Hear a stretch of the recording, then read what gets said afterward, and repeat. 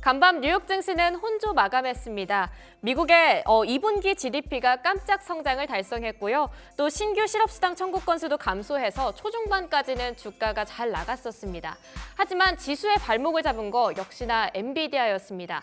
엔비디아의 주가가 6% 넘게 급락을 하면서 전체적인 지수의 하방 압력으로 작용을 한 건데요. 그럼에도 이번에 발표된 경제 지표가 연준의 연착륙 시나리오에 힘을 실어줬습니다. 소프트 랜딩의 기대감을 키워준 미국의 경제 지표, 오늘 국내 증시에는 어떤 영향을 불어넣어줄 수 있을지 함께 보시죠. 아무래도 계속해서 양시장이 밀렸던 만큼 금요일인 오늘만큼은 희소식을 들려줬으면 좋겠다 생각했는데요. 양시장 모두 빨간불 켰습니다.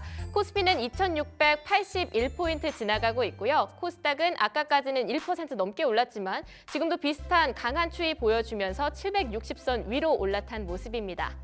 유가증권 시장에서의 매매 동향도 살펴보도록 하겠습니다. 이번 주 내내 외국인이 양시장에서 팔자세 보여줬었는데요. 오늘도 코스피에서는 외인이 매도를 보여주고 있습니다. 하지만 매도 물량이 크게 잡히진 않고 있는 모습이네요. 16억 원 정도 매도하고 있고요. 개인과 함께 팔아치우고 있습니다. 개인은 552억 원 순매도하고 있습니다. 반면 기관의 매수가 눈에 띕니다. 552억 원 매수 우위 보여주고 있습니다. 코스닥 시장에서의 매매 동향도 함께 짚어보도록 하겠습니다.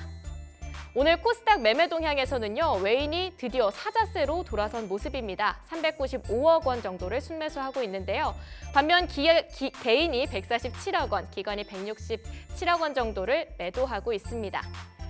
코스피 시가총액 상위 종목도 함께 열어보도록 하겠습니다. 어제 반도체주가 크게 급락했습니다. 삼성전자와 SK하이닉스, 우리나라의 반도체 양날개라고도 볼 수 있을 텐데요. 크게 꺾이면서 한미반도체나 DIA 같은 다른 종목들도 급락했습니다.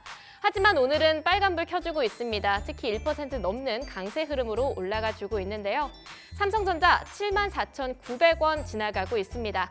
SK하이닉스는 어느덧 17만 원을 회복한 모습입니다. 3,200원 뛰어오르면서 17만 3천 원의 매매가가 체결되고 있습니다. LG에너지솔루션은 어제 외국인의 매수가 크게 들어오면서 아주 큰 점핑을 보여줬는데요. 6% 넘는 급등 흐름 보여줬는데 오늘은 조정에 들어간 모습입니다. 4천 원 빠지면서 40만 원을 목전에 두고 미끄러지고 있습니다. 삼성바이오로직스 오늘 9천 원 뛰고 올라가고 있습니다. 오늘도 장중에 100만 원 터치를 성공할 수 있을지 지켜보시면 좋겠습니다. 현대차는 어제 좋은 소식이 있었음에도 불구하고 계속 보합권에 머물다가 하락 마감했는데요. 오늘 빨간불 켜주면서 강세 흐름 보여주고 있습니다. 4천 원 뛰면서 26만 2,500원에 매매가 체결되고 있는 모습이네요. 6위부터 10위 종목도 함께 열어보도록 하겠습니다. 삼성전자 오는 삼성전자와 나란히 올라가고 있는 모습이고요. 기아는 어제에 이어서 오늘도 강세 흐름 이어받아가고 있습니다. 3% 넘게 올랐습니다. 장중에 현재 11만 원까지도 터치를 한 상황이네요. 셀트리온 보겠습니다. 20만 원 위로 올라왔는데요. 어제 20만 원을 앞두고 살짝 미끄러진 19만 원대에 이제 장을 마감을 해서 살짝 아쉬웠는데 빨간불 켜주면서 크게 올라가고 있습니다. 3천 원 뛴 모습이네요. 어제 KB금융과 신한지주는 엇갈렸었습니다. KB금융은 외국인의 매수가 들어오면서 빨간불을 켰지만 신한지주는 하락했었는데요. 오늘은 양시장 모두 파란불 켜고 있습니다. 하지만 신한지주도 KB금융도 등락폭이 크지 않은 채 아직 보합에 머물고 있는 모습입니다.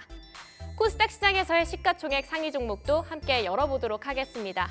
부동의 1위 알테오젠 여전히 1위 자리 지켜주고 있습니다. 소폭 빠지고 있지만요. 계속 보합에 머물고 있습니다. 빨간불과 파란불을 왔다 갔다 하고 있는데요. 현재 시세 31만 3,500원 나오고 있습니다. 에코프로비엠이랑 에코프로, 엔캠까지 어제 2차 전지 관련주 훈풍에 힘입어서 크게 올랐었는데요. 오늘 에코프로비엠은 소폭 빠지고 있습니다. 2,000원 빠지면서 16만 8,300원 지나가고 있고요. 반면 에코프로와 엔캠은 어제에 이어 오늘도 강세 흐름 이어가고 있습니다. 특히 엔캠은 2% 가까이 오르면서 3,500원 뛰었습니다. 19만 3,200원의 매매가 체결되고 있는데 오늘 장중에 20만 원 터치 성공할 수 있을지도 함께 지켜보시면 좋을 것 같고요. HLB가 아주 큰 강세 흐름 보여주고 있습니다. 4,600원 뛰면서 제가 아까 올 때까지만 해도 9만 원 위에서도 거래가 되고 있었는데요. 자세한 내용은 특징주 때 조금 더 깊이 있게 다뤄보도록 하겠습니다. 6위부터 10위 종목도 함께 열어보도록 하겠습니다. 삼천당 제약 오늘 1% 넘게 올라갑니다. 2,700원 뛰면서 15만 2,900원에 매매가 체결되고 있습니다. 어제 제약바이오주의 차익 실현 매물이 쏟아지면서 제약바이오주가 약간은 약세로 돌아서나 싶었는데요. 오늘 다시 강세 흐름 이어가면서 다시 또 주도주의 성격을 잡아가나 싶습니다. 휴젤 올라왔습니다. 리가켄바이오와 7위 자리를 앞두고 전투를 벌이다가 어제 8위로 또 종가 마감을 했었는데요. 다시 치고 올라옵니다. 3% 넘게 오르면서 8,500원 뛴 모습입니다. 현재가 27만 4,500원입니다. 리가켄바이오는 소폭 빠졌습니다. 400원 빠지면서 94,400원 나오고 있고요. 클래시스도 하락세, 리노공업도 파란불 켜고 있는 모습입니다. 클래시스는 현재 5만 원대 턱걸이 중인데 약간 불안한 모습이네요. 네, 이후로 특징주 짚어보도록 하겠습니다. 첫 번째 특징주는 LG에너지솔루션입니다. 어제 LG에너지솔루션 외국인의 아주 강한 매수에 힘입어서 6% 넘게 급등을 했는데요.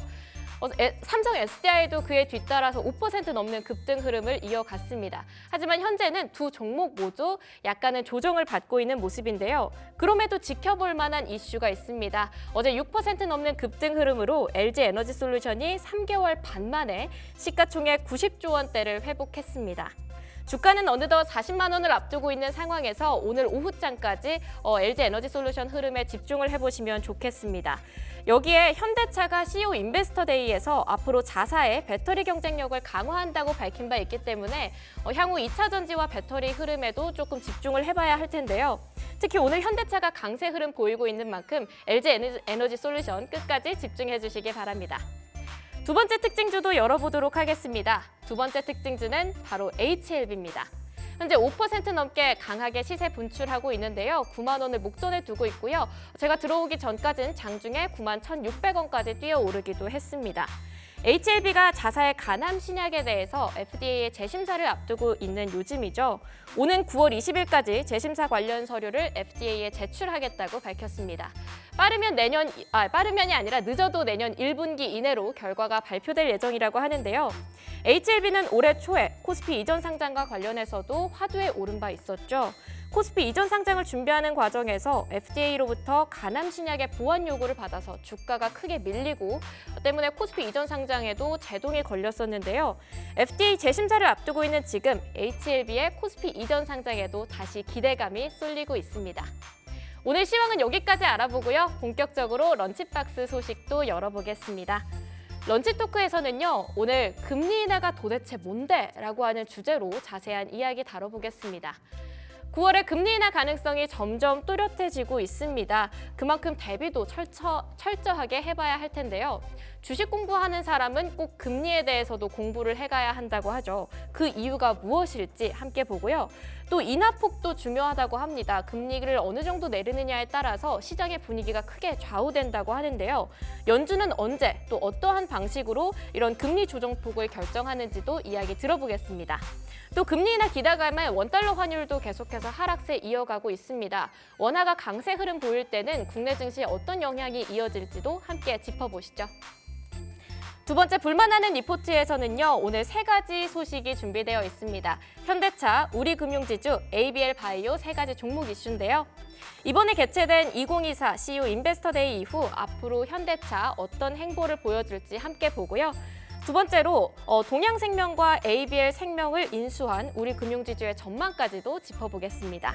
마지막으로 ABL 바이오 최근 52주 신고가를 갈아치운 이후에 오늘도 3% 넘는 강세 이어가고 있는데요. 바이오주의 흐름 어떻게 이어질지 함께 보시죠. 그리고 마지막 기막힌 투자 한 끼 시간에서는요. 제약바이오, 미용, 방산 이 세 가지 다뤄보도록 하겠습니다. 아무래도 요즘 주도주라고 떠오르고 있는 만큼 제약바이오 이슈 다시 한번 짚고 가면 좋을 것 같고요. 클래시스도 그렇고 휴젤도 그렇고 괄목할 만한 여러 가지 이슈들이 있습니다. 함께 짚어보시죠. 최근 방산에 조금 소홀하다는 생각을 했었는데 방산 이슈도 오늘 자세히 다뤄보면 좋을 것 같습니다. 그럼 본격적으로 런치박스 출발하겠습니다.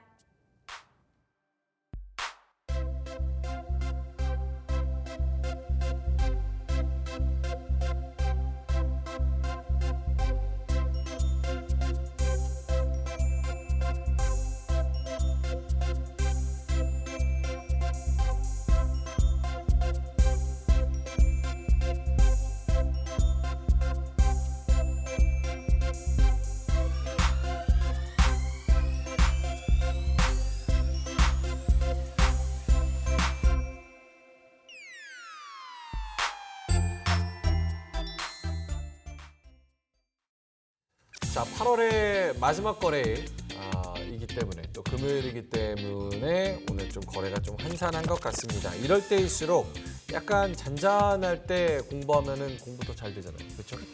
조용한 독서실 같은 분위기로 오늘 한번 여러 가지 런치 토크와 그리고 기막힌 투자 한 끼 그리고 리포트까지 좀 알아보도록 할 텐데요.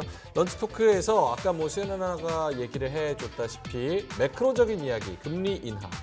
근데 일각에서는 그런 얘기가 있어요. 금리 인하하면 이게 경기 침체돼서 오히려 더 안 좋은 거다. 그래서 증시는 하락했다, 역사적으로. 이런 얘기가 있기 때문에 이 금리 인하 결정이 어떻게 되는지 그리고 시장의 변화는 어떻게 이뤄질 것 같은지에 대한 이야기 본격적으로 해볼 텐데요. 오늘은 또 새로 나오시는 분이 있어서 그분 소개시켜 드리면서 금리 인하 이야기, 매크로 이야기 한번 해보도록 하겠습니다. 출발하시죠.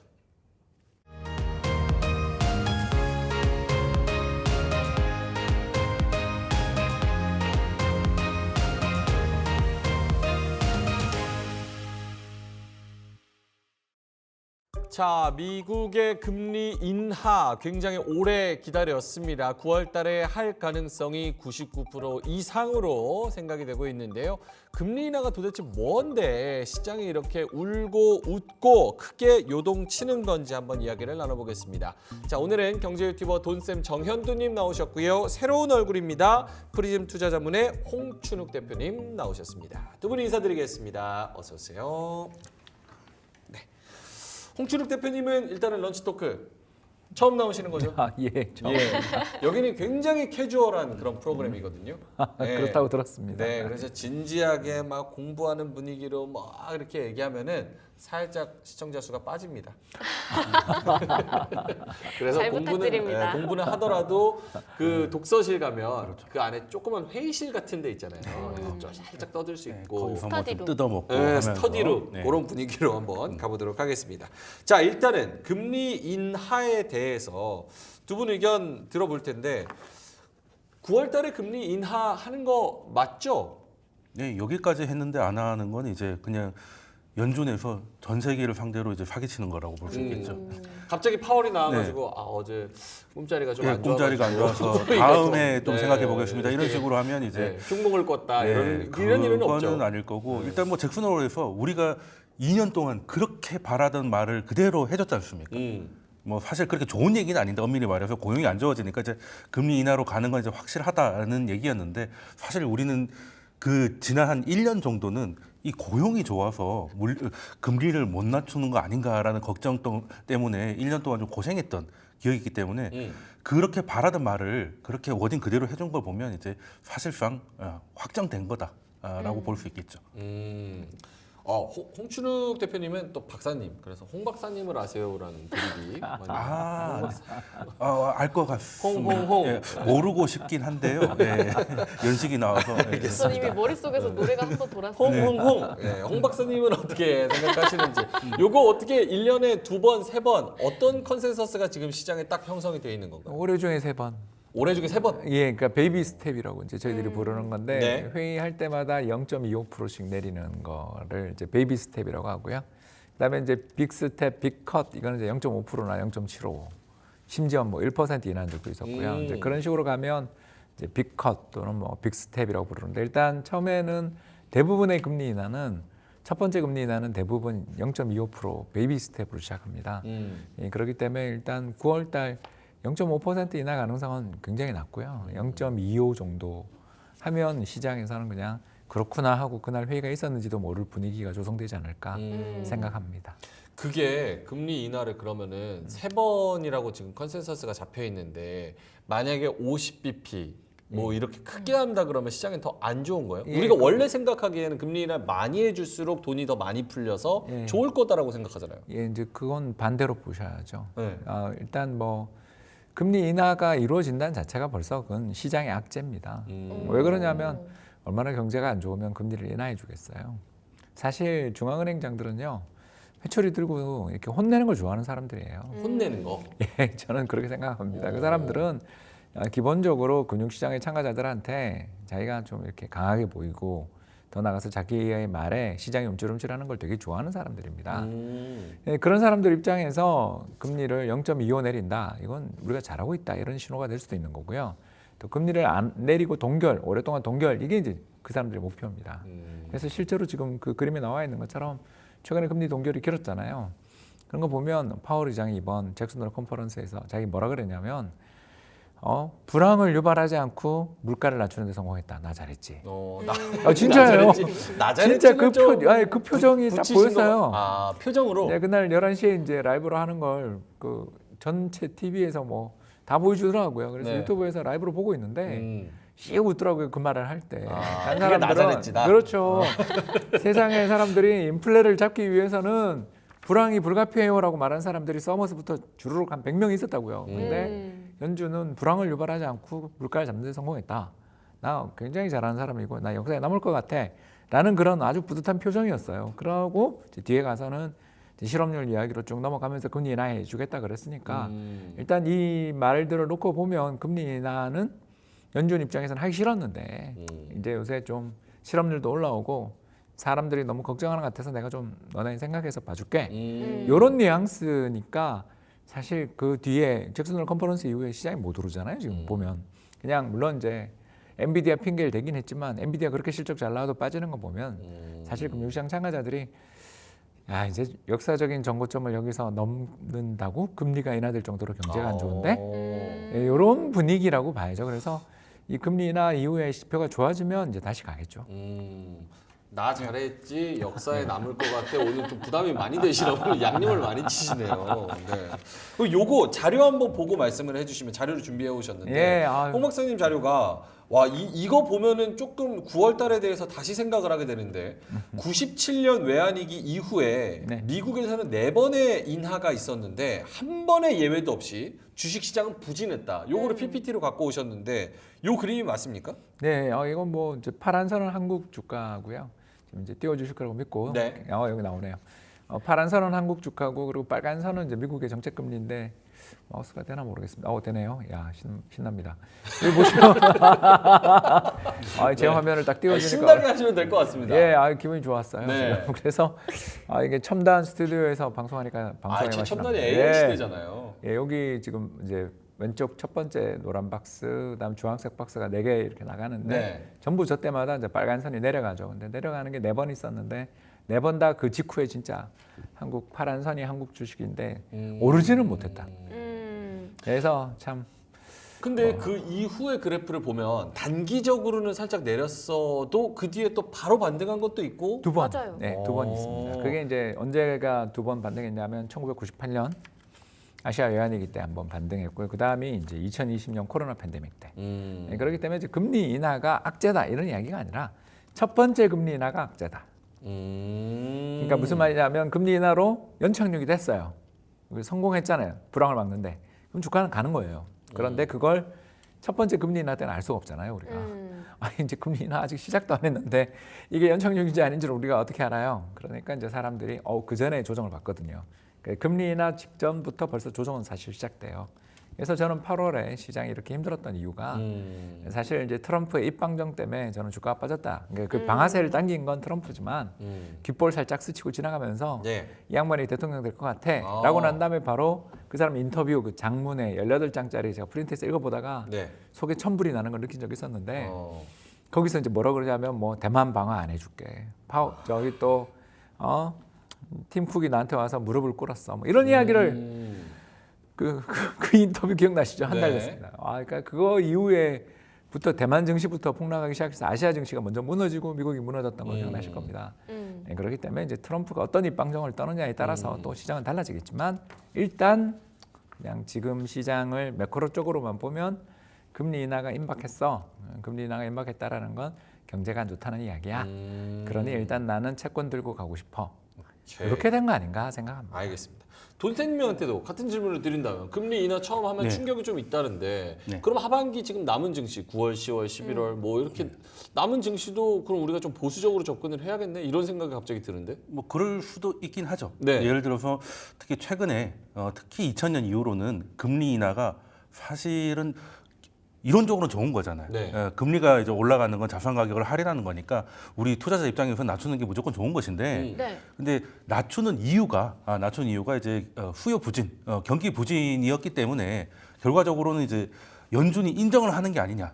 경기가 나쁘다는 걸 연준이 인정하는 것이고 그리고 이 정도 낮춰가지고는 안 될 것 같은데. 예, 그러니까 말씀하신 대로 시작할 때는 0.25로 시작을 하는데 시장은 상황 보니까 이거 50은 해야 될 것 같은데 25밖에 안 하니까 이건 뭐 긴축 아니냐? 이런 식으로 이제 받아들이는 경우가 꽤 있었다는 거예요. 네. 근데 지금은 거기 약간 좀 아이디어를 넣어야 될 게 현재는 지금까지 자료에 특히 2000년 90 몇 년 이후까지는 거의 이제 인플레가 걱정이었던 시절은 그렇게 많지 않았고 사실 이제 그 저성장 글로벌 저성장이 이제 걱정이 되던 시기였고 금융위기 이후로는 그게 굉장히 부각이 됐었잖아요. 네. 그러다 보니까 오히려 금리 인하가 수요 부진을 이제 인정하는 이야기가 더 논리가 힘을 받았던 것이죠. 얼마나 안 좋으면 그렇죠. 이거 가지고도 안 될 것 같은데 라고 되는 거죠. 특히 그냥 낮춘 정도가 아니라 회의가 없는데 긴급 회의를 한 게 제 기억에 2번 정도 있어요. 최근에. 코로나 때 3월 9일 날 있었고요. 20년 3월 9일 날 아마 일요일이었던 걸로 기억하는데 그 연준의 어르신들이 갑자기 모여가지고 어제 금리를 긴급 인하를 했고 그리고 금융위기 이전에도 인하를 네. 갑자기 했잖아요. 이건 뭐겠습니까? 연준이 이렇게 해야 될 정도로 심각한 일이 터졌다라는 것이었는데 근데 지금은 인플레이션 시대잖아요. 어찌됐든. 그럼 인플레이션 시대에 뭐 70년대, 80년대를 돌아가 보면 그때 금리 인하가 다른 모습이 하나 더 있다는 거죠. 경기가 나빠서 부양을 해야 되는 게 아니라 물가 때문에 금리를 올렸잖아요. 네. 그럼 물가가 빠졌으면 그만큼은 빼줘야 맞는 거잖아요. 그렇죠. 물가가 5%일 때 금리가 6%면 실질적으로는 1% 긴축이잖아요. 네. 근데 물가가 3% 되는데 그대로 6%면 엄청나게 긴축이 되는 거잖아요. 그럼 거기서 교정을 해야 되는 것이다. 그러면 교정 정도만 하고 넘어가게 된다면 소위 말하는 연착륙이 되는 것이고 파월은 거기서 자신감이 좀 있는 것 같아요. 그래서 웃음이 나왔던 것이고. 예, 그래서 저도 그 웃음을 보면서 약간 쌓였던 게 뭐냐면 왜 우는지는 알겠어요. 그러니까 이제 모두가 불가능할 거라는 걸 나이가 거의 다 해냈잖아요. 네. 근데 그러고 나니까 사람이 뭔가 하나로 어렵다는 걸 성공을 해버리면 거기에 갇혀요. 그 파월 같은 경우는 데이터 디텐던시라고 해가지고 이제 답안지 다 오면 그때 하겠다는 거잖아요. 네. 예. 그러면 이게 맞다가 돼버리는 거예요. 이걸로 내가 성공을 했잖아. 그렇게 되면 확증 편향. 그렇죠. 그러니까 나는 이걸로 성공했으니까 시절이 바뀌었는데도 안 바뀌는 사람들이 있잖아. 결과적으로 꼰대가 되는. 예, 그럴 가능성이 저는 좀 있다고 봐요. 파월은 꼰대다. 네, 그렇게 될 것 같아. 근데 파월은 꼰대기보다 좀 특이한 게 웬만하면 결정을 잘 안 하는데 네. 결정을 하면 그냥 달려요. 그게 인상이든 인하든. 그래서 좀 약간 정치적인 판단을 하는 게 아닌가 의심을 좀 할 정도인데 그래서 저는 약간 파월이 앞으로 데이터를 보고 가는 것 때문에 물가가 다시 반등할 때 조금 연준이 다시 늦을 거라고 생각을 해요. 예, 그래서 그때는 작은 버블이 있을 수도 있겠다라는 생각도 그때 잠깐 스쳤었습니다. 그러면 이게 9월에 금리 인하를 한다는 게 우리 시장에서는 더 악재로 받아들이는지도 궁금한데 잭슨홀을 우리가 많이 지켜보자라고 얘기를 했잖아요. 거기서 이제 잭슨홀에서 9월 금리 인하 거의 기정사실로 이야기를 하고 나서 그 주요 증시 등락률을 보니까 아까도 표가 잠깐 나왔었는데 뭐 미국이나 이런 데는 0.77, 0.59 뭐 이렇게 좀 오르고 했는데 유일하게 또 빠지는 게 우리나라 증시가 마이너스 1%, 마이너스 0.7% 이렇게 빠져요. 그러면 홍 박사님한테 미국이 금리 인하를 한다라고 하면은 우리 증시는 더 타격이 크고 더 마이너스가 날 거를 대비를 해야 되는 겁니까? 아니 이제 뭐 그 뒤에 경기가 연착륙이 되냐에 달린 문제긴 한데 저는 이제 약간 의견이 다른 게 네. 이제 지금 금리 인하가 인플레가 잡혀서 실질 금리가 너무 높아졌기 때문에 그걸 좀 조정해주기 위해서 금리 인하한다라는 말을 하셨는데 그거를 잘 보여주는 그림이 하나 있거든요. 네. 그러니까 아까 그림도 잘 디스플레이 되니까 활용 좀 하려고요. 네. 그림 한번 띄워주시면 감사하겠습니다. 일단 잘 돌아가고 있는 마우스를 활용하겠습니다. 네. 그래서 보시면 여기 이렇게 뾰족하게 튀어나온 게 이게 보이시죠? 네. 마우스가 보이는데 여기가 이제 실업률입니다. 여기 실업률이고 그리고 빨간 선은 방금 앞에서 봤던 정책금리고요. 그런데 최근 한 30년, 40년의 흐름을 보시면 알겠지만 실업률이 틀 때만 금리 인하가 있습니다. 그러네요. 예, 그러니까 이 완전 대칭 관계예요. 그래서 정책금리의 절대 레벨을 결정하는 것은 물가지만 변화의 방향을 좌우하는 건 실업률입니다. 실업률 같이 봐야 되죠. 예. 그래서 미 연준은 인플레 외치는 사람이지만 사실 그 사람들은 실업률을 더 열심히 보는 사람들이다.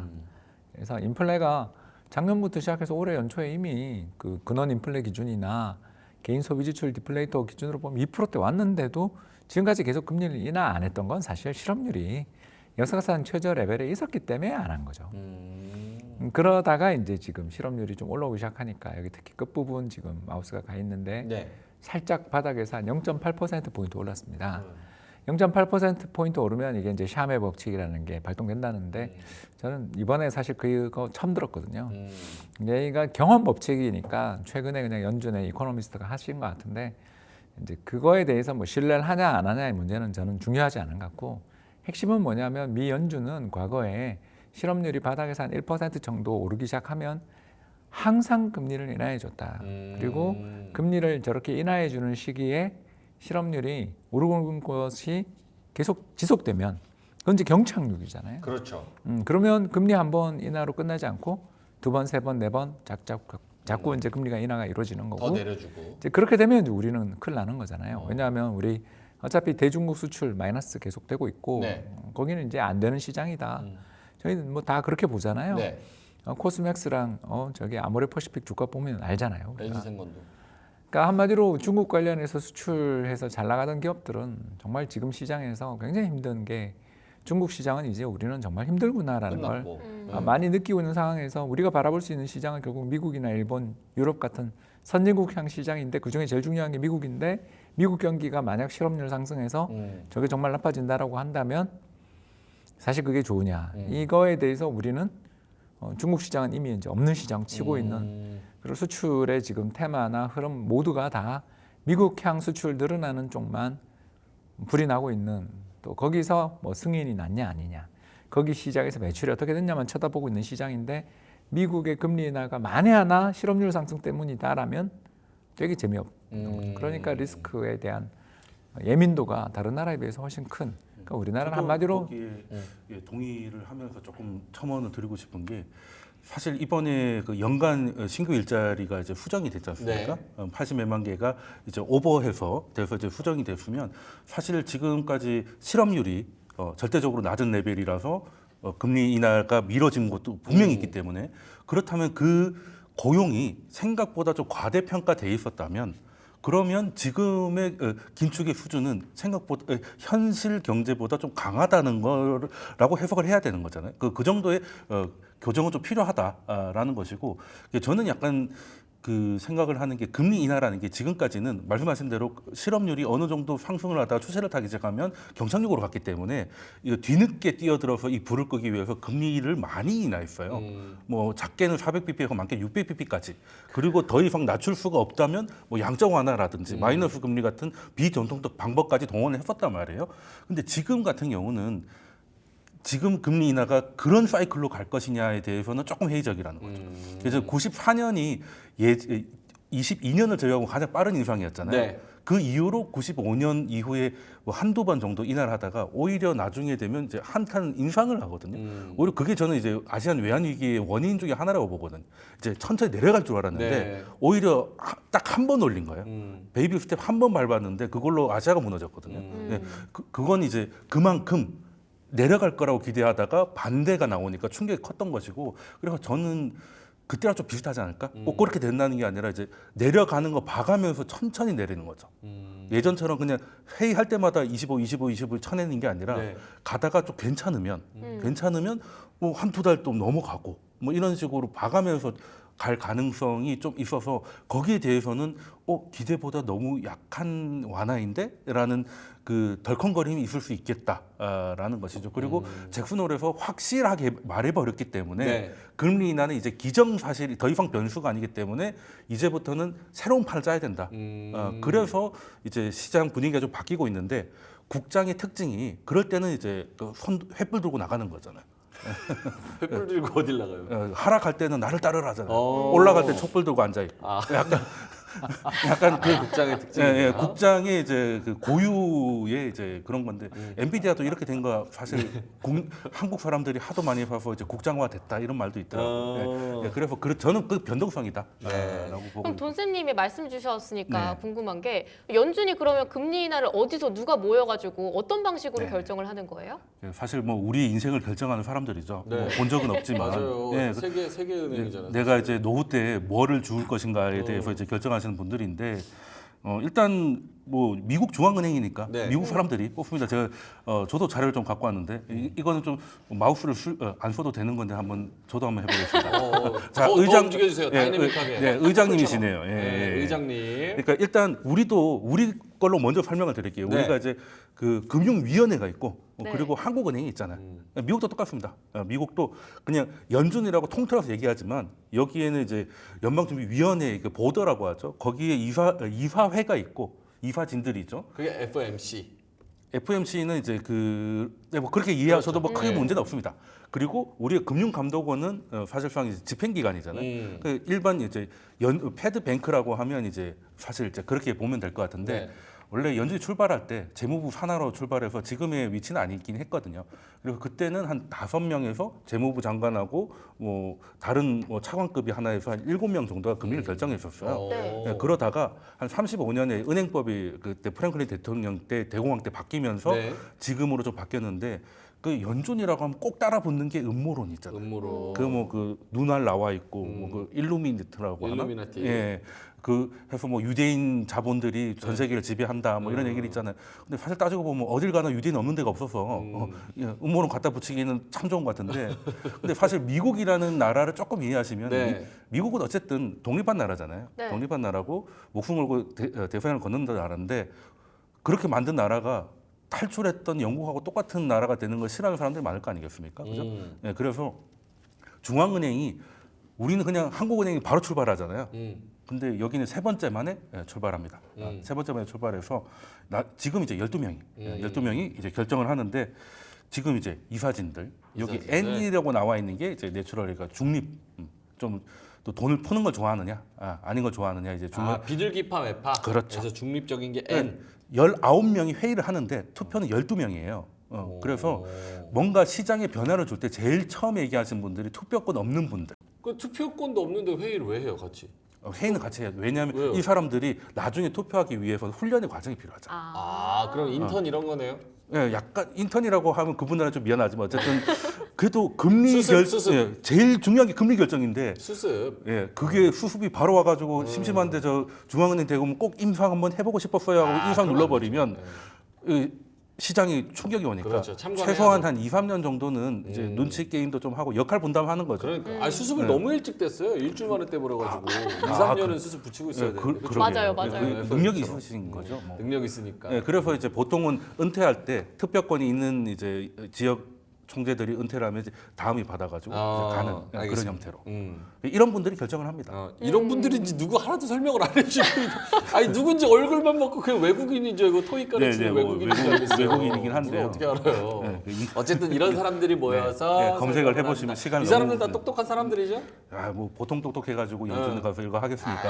그냥 아무나 옆에 지인 데려와가지고 오늘 금리 어떻게 할까? 그런 식으로 하면 또 그건 안 음모론 되지. 나오는 거죠. 또 유대인이 어쩌고저쩌고 얘기 그건 나오는 안 거죠. 되고. 네. 알겠습니다. 똑똑한 사람들이 19명 모여가지고 12명이 투표해가지고 금리를 결정을 한다. 근데 여기서 약간 홍 박사님도 말씀을 해주시면 이거 그 여담으로 이 17명 뭐 12명 이렇게 모여가지고 그 분위기를 또 주도하는 사람이 있을 거 아니에요. 그럼 뭐 이렇게 어딜 가나? 뒤에 하고 화장실 가지고 커피 마시고 야 그 이나 해야지. 이번에는 가야지 뭐 이런 거 있죠. 지금 주식 봐라. 나 지금 완전 물렸어. 너 지금 이미 니네 해야 될 거 아니야. 약간 이런 미국은 특징적인 게 이런 거 결정하는 사람들이 주식 못할 것 같잖아요. 네. 해요. 하잖아요. 그 합법입니다, 상원의장도 하잖아요. 네, 다 합니다. 그 낸시 펠로시 같은 경우는 이제 필수 팔로워죠. 네.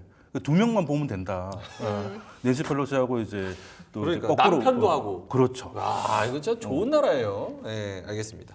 자, 홍 박사님한테도 비슷한 질문을 뭐 드린다고 하면은 결국은 그러면 우리 이 금리 인하를 미국이 한다면 우리나라도 금리 인하를 따라갈 수 있는가? 그리고 만약에 인하를 못 따라간다면 어떤 영향들이 생기는 건가? 그런 것도 좀 궁금해요. 일단 저는 우리가 먼저 했어야 되는데 일단 타이밍 놓쳤고요. 우리가 먼저 했어야 된다. 왜냐하면 미국보다 우리가 안 좋으니까. 오. 그러니까 우리는 수출로 먹고 사는 나라니까 수출 경기는 미국 덕분에 그럭저럭 괜찮은데 내수 경기가 정말 문제잖아요. 심각하잖아요. 그래서 내수 경기도 심각한 상황인데다가 특히 이번에 상반기 은행들 그 부실채권 통계 보신 것처럼 상당히 좀 안 좋은 여건이에요. 그래서 금리 인하가 좀 필요한 상황인데 한국은행 입장에서 트라우마가 있잖아요. 1997년 외환위기라는 정말 너무너무 심각한 트라우마가 한 번 있기 때문에 그때 이제 우리가 아까 이야기하신 것처럼 1996년에 미 연준이 금리를 인상하고 있는데 우리나라는 네. 그때 정부가 이제 대출 금리를 통제하던 시절인데 그때 금리를 인하했어요, 우리가. 예, 그런 일이 있었어요. 그래서 그때 이제 우리나라 기업들이나 경제나 이런 쪽에서 정말 그 해외 금융 시장에서 이런 변화가 우리한테 어떤 영향을 미치는지를 몰랐던 거죠, 우리가. 이제 그러다 이제 외환위기를 두들겨 맞고 난 다음부터 한국은행이 이제 노심초사하는 거죠. 우리가 이거 혹시 금리 먼저 인하했다가 큰일 나면 나 어떡하지? 벌벌 떨고 있는 거죠. 벌벌 떨고 있는 상황에서 미국이 이제 9월에 금리 인하해 준다 그러니까 우리 이제 10월에 금통이 있는데 그때 아마 금리 인하는 우리도 거의 확실하지 않겠나. 그러니까 미국 눈치 보면서 우리도 해야 되는 게 우리나라 입장이니까요. 한국은행의 금리 인하는 우리도 굉장히 임박했다.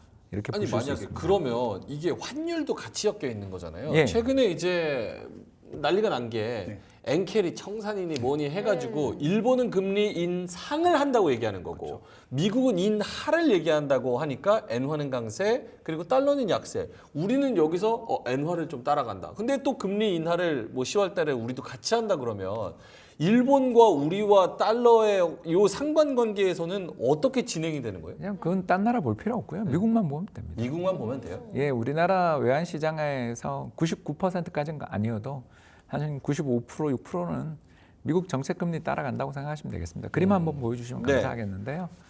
예, 뭐 그렇게 어렵게 생각하실 필요가 없습니다. 마우스 빼먹지 예, 마시고. 예, 여기 또 해야죠. 빨간 선이 이제 뭐냐면 미국의 그 2년물 국고금리입니다. 네. 이게 이제 왜 중요하냐면 향후 2년간의 정책 금리를 시장에서 이제 평균해서 거래한다고 생각하시면 되는 거죠. 그게 이제 빨간 선이고요. 그리고 파란 선이 이제 미국의 그 유명한 달러 가치입니다. 이게 어떻습니까? 예, 그 아주 예외적인 경우 이렇게 코로나 같은 시기를 제외하고는 같이 갑니다. 네, 비슷한 것 같아요. 예, 그러니까 이게 미 연준이 전 세계의 중앙은행인 이유가 여기 다 나오는 거죠. 이 사람들이 금리를 인상하면 전 세계 돈이 다 미국으로 빨려 들어가는 거고요. 반대로 이제 미국에서 금리 인하가 될 거야. 그러면서 여기 끝에처럼 지금 금리 확 빠지는 순간 유로화도 지금 강세예요. 일본 엔만 강세가 아니고요. 유로가 1.1입니다 지금. 그러니까 그만큼 전 세계 사람들이 다들 미국만 쳐다보고 있고요. 그래서 미국의 금리 인하가 이루어질 거야. 아직 인하 안 됐지만 인하가 안 됐음에도 불구하고 금리 인하가 있을 거라는 게 채권 금리에서 벌써 반영이 먼저 되는 거죠. 먼저 반영되면 그다음 미국의 달러를 사자가 팔자로 확 바뀌면서 그 돈이 세계 시장으로 쫙 풀리는 거죠. 그러니 우리나라 금리 인하 아무도 관심 없어요. 이런 시기에는 이제 우리가 마음 편하게 금리를 인하할 수 있는 거죠. 어차피 글로벌 투자자들은 한국 금리가 몇 %인지 아는 사람 아무도 없고요. 전 세계 주요 통화 정도 돼야 관심이 있는 거고 지금 얼마 전에 뉴질랜드도 금리 인하고 캐나다도 금리 인하했지만 우리 모르잖아요. 그런 것처럼 우리나라도 이제 너무 심하게 눈치를 보는 게 저는 이제 좀 불만입니다만 아무튼 이렇게 미국의 달러가 약세로 가고 우리나라 환율이 급락하고 있는 중이니까 우리나라에서 금리 인하했다고 해외로 돈 빠져나간다 같은 이런 말도 안 되는 소설들이 좀 쑥 들어갔잖아요. 그러니 이제 금리 인하하겠죠. 돈쌤님은 어떠세요? 실제로 주식을 하는 입장으로서 지금 이제 9월 또 올해 몇 달 안 남았어요. 사실 눈 깜짝하면 그냥 또 바로 지나가 버리니까. 그럼 이때 전략을 이 통화 정책 맞춰서 어떻게 세워야겠다 이런 생각이 좀 있으세요? 저는 일단은 저번에도 말씀드렸지만 우리나라는 이제 수출만 빼고 보면 고용과 경기를 보면 이제 인하를 분명히 해야 되는데 근데 그걸 하는 총재가 모르지 않아요. 근데 동결을 하셨죠. 동결을 한 이유를 투명하게 이렇게까지 친절하게 설명한 적이 없었던 것 같은데 네. 부동산 때문에 동결했다라고 콕 찍어서 말씀을 하셨어요. 그리고 그저께인가요 어제인가요 그 한은에서 오히려 사교육비나 뭐 이런 것들 때문에 보고서를 냈었거든요. 이런 거 보면 그 한국은행이 이런 것까지 신경을 쓰나 정도였는데 그 말은 뭐겠냐면 한마디로 지금 부동산에 대한 이런 기대감이 있잖아요. 금리 인하하면 부동산 오르겠네. 이거를 어떻게든 막기 위해서 한 번은 고의적인 동결을 좀 하신 것 같고 그걸 또 숨기지도 않아요. 그래서 지금까지는 대통령실도 그냥 하는 애 역할이라고 했다가 처음으로 아쉬움을 표현할 정도였거든요. 그래서 이거는 서울 부동산 때문에 지금 미국이 금리 인하를 기정사실로 했으면 이제부터는 그냥 가도 됩니다.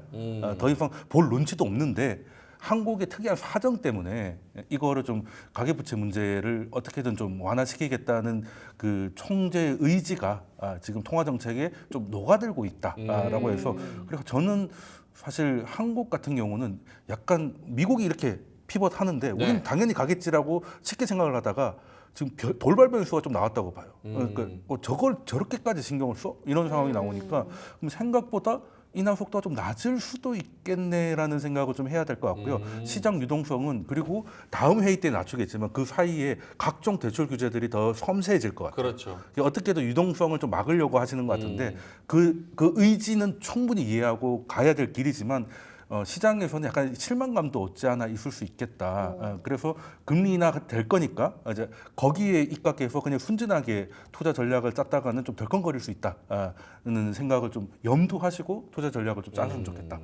사실 주린이라서 금리 인하하면 좋다라고만 주로 생각을 했었는데 오늘 이렇게 자세하게 얘기를 다뤄볼 수 있어서 참 좋았던 것 같습니다. 이제 주제 관련해서 한마디 들어볼 텐데 아무래도 오늘 홍 박사님은 처음이시니까 돈쌤님 먼저 들어볼게요.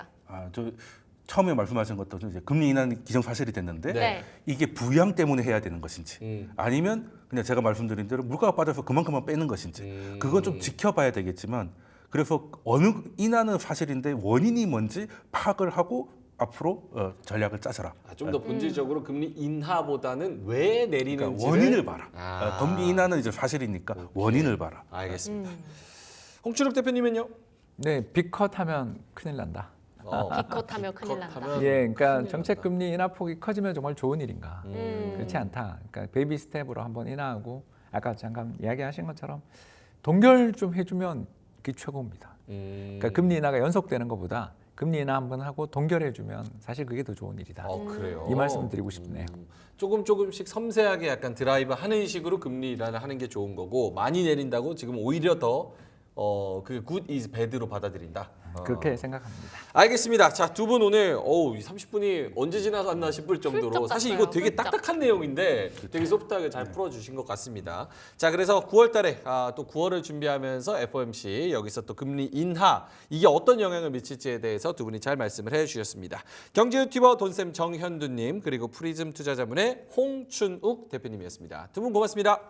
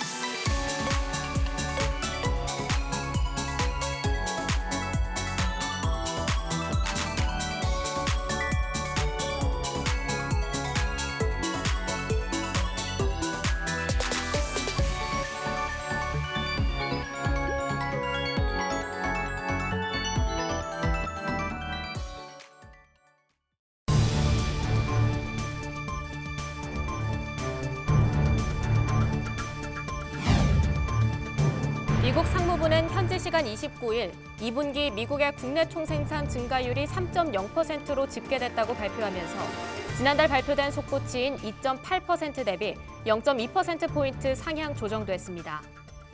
삼성전자와 최대 노조인 전국 삼성전자 노동조합이 대표 교섭권 및 파업권을 상실하면서 이르면 오는 10월 재교섭에 나설 것으로 전망됩니다.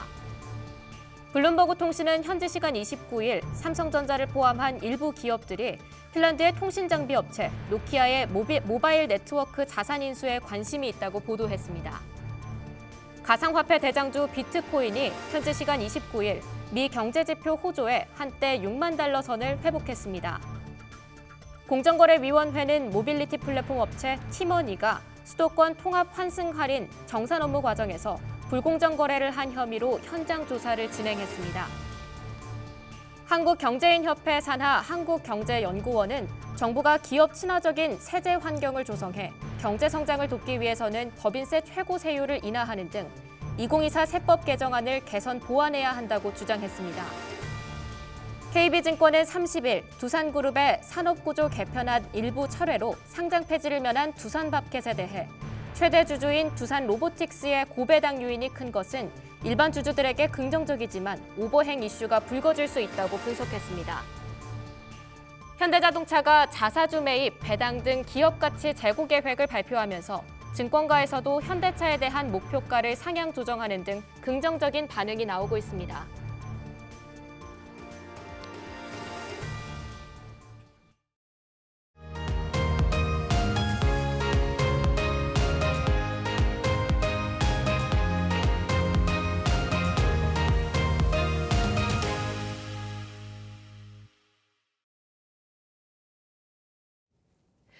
네, 오늘도 불만나는 리포트 출발해 보겠습니다. 오늘도 주식장에서 핫하게 다뤄질 이슈들 더욱 뜨겁게 불만내주실 기업공시연구소 변영인 대표와 함께하도록 하겠습니다. 대표님 안녕하세요. 네, 반갑습니다. 네, 오늘 첫 번째 리포트 출발해 볼 텐데요. 첫 소식 미래에셋증권에서 다룬 현대차 리포트로 시작해 보도록 하겠습니다. 어제 현대차가 여러 경제방송에서 화두에 올랐습니다. 네. 아무래도 2024 CEO 인베스터데이 이후에 좀 앞으로 파격 행보를 알렸기 때문인 것 같은데 특히 주주 환원 정책에 대해서 관심이 많은 것 같아요. 자세한 내용 들어보고 싶은데요. 네, 어제 인베스터 데이가 성류에 좀 그저께 좀 끝나고 나서 어제 주가가 굉장히 좀 장 초반 좀 반등이 좀 나왔지만 장 중반 이후에 상승폭을 좀 되돌리면서 좀 아쉬운 주가 흐름을 좀 보였기 때문에 이런 기대감들이 좀 더 쇠퇴한 것인가라고 좀 의구심이 좀 들었을 것인데 이렇게 봐야 될 것은 아니고 항상 좀 강조드렸던 부분이죠. 인베스터 데이를 기점으로 이 앞으로에 대한 중장기 비전을 주목해 볼 필요가 있지 않나라고 좀 말씀을 드리고 싶고요.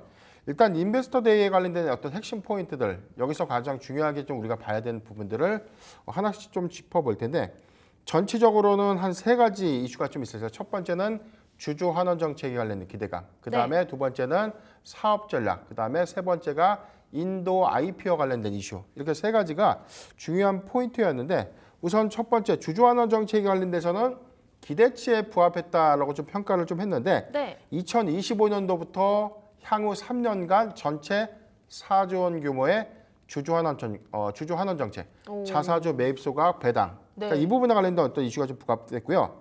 4조 원 규모의 자사주 매입이 시행이 될 것이다라고 좀 밝혔고요. 여기 더해서는 인도 법인의 IPO가 10월에 예정될 수 있다. 그러니까 구체적인 어떤 시점들이 좀 명확하게 언급이 되었기 때문에 연내에 인도 법인의 상장은 가시화 내지는 좀 본격화됐다라고 좀 보시면 되실 것 같고요.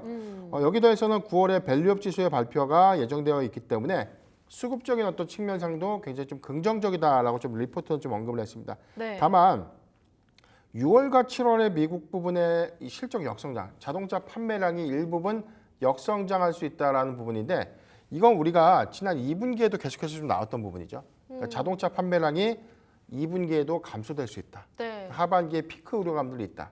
그러니까 2분기에도 막상 우리가 실적 발표를 해서 보니까 판매량의 수치는 소폭 좀 줄었지만 이익 지표는 더 개선이 됐죠. 이 부분은 하이브리드 차에 대한 전환으로 인해서 수익 지표가 완화가 됐다. 그렇기 때문에 2분기도 사실상 뭐 어닝 서프라이즈 기조다라고 좀 봐야 되는 게 맞고 다만 이제 3분기에 해당되는 기조가 좀 더 지속이 될 것인가 이런 관점에서는 북미 시장의 어떤 매출 감소 요인들 정확하게는 뭐 차량 판매량의 일시적인 어떤 감소 요인 이 부분을 좀 우려한 것인데 저는 사실 이 전략적인 측면을 보면 이 부분은 내연차에 대한 판매량들보다는 전기차 공급량 네. 이 부분은 캐즘이 상반기에 이어서 하반기에도 지속되고 있다라는 부분들 때문에 그렇다면 이제 전기차 부분에 대한 공급량이 감소되고 있는 부분들을 어떻게 좀 타개할 것인가 이런 부분들에 대해서 하이브리드 차에 대한 전환 속도를 좀 빠르게 진행하겠다고 좀 발표를 했기 때문에 사실 저는 어떤 이거는 우려감보다는 좀 기대감으로 좀 봐야 되지 않나라고 좀 평가를 해보고 싶습니다.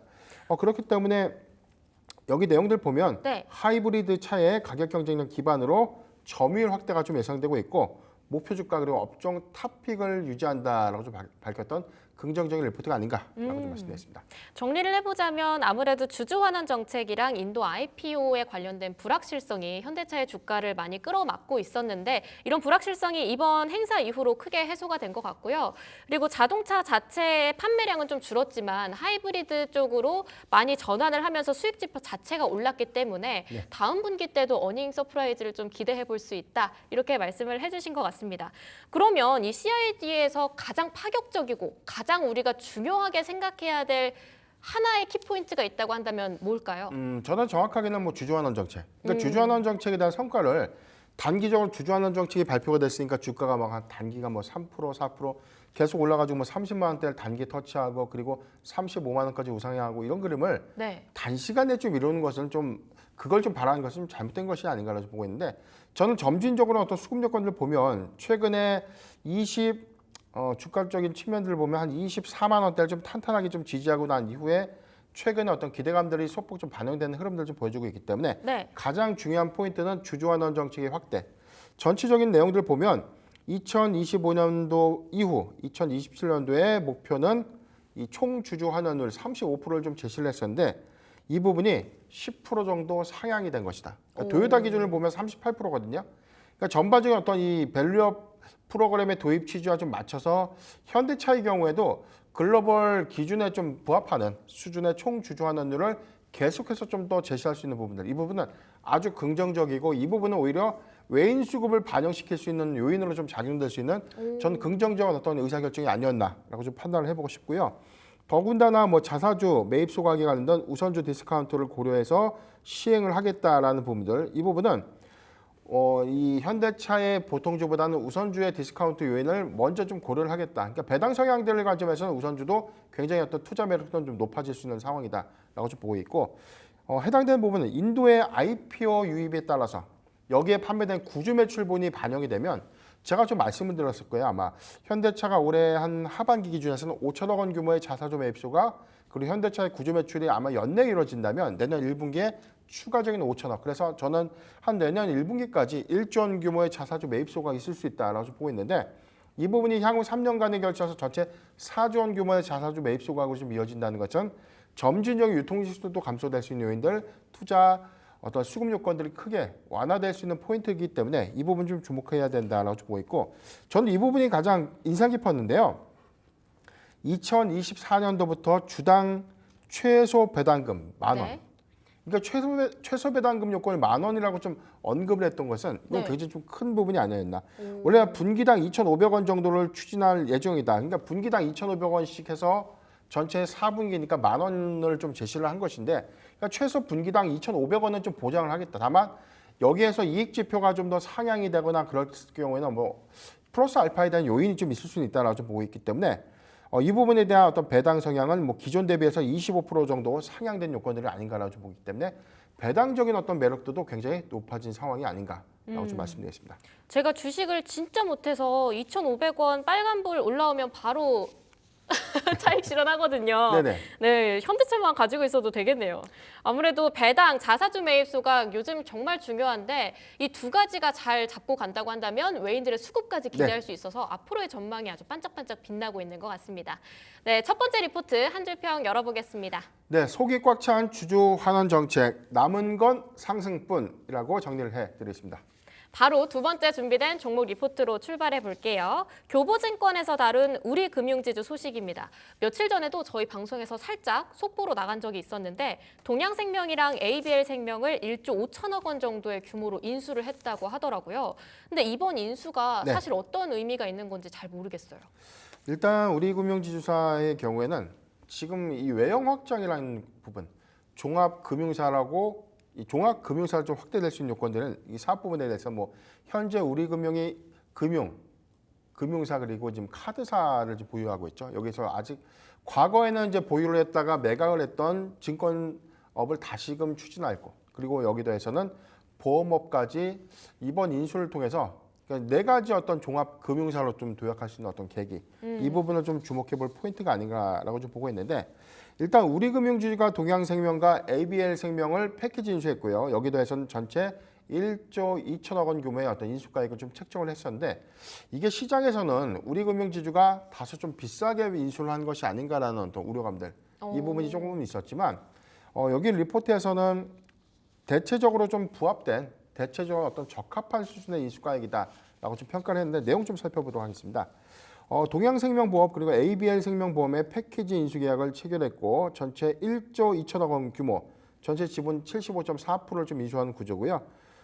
이 부분에 대해서는 인수 가격을 고려할 경우에 시장의 우려와는 다르게 적정한 수준이다라고 좀 언급을 했습니다. 3월 말 기준에서 이 전체 이 두 생보사의 이 합산 이 재무제표상의 이 자산은 49조 9천억 원 규모. 이 부분이 향후에 아직 뭐 금융당국의 어떤 허가 절차가 좀 남아있긴 하지만 우리금융지주의 최종 인수 이후에 어떤 외형적인 부분에 대한 가치 확정들 이 부분이 좀 달라질 수 있고요.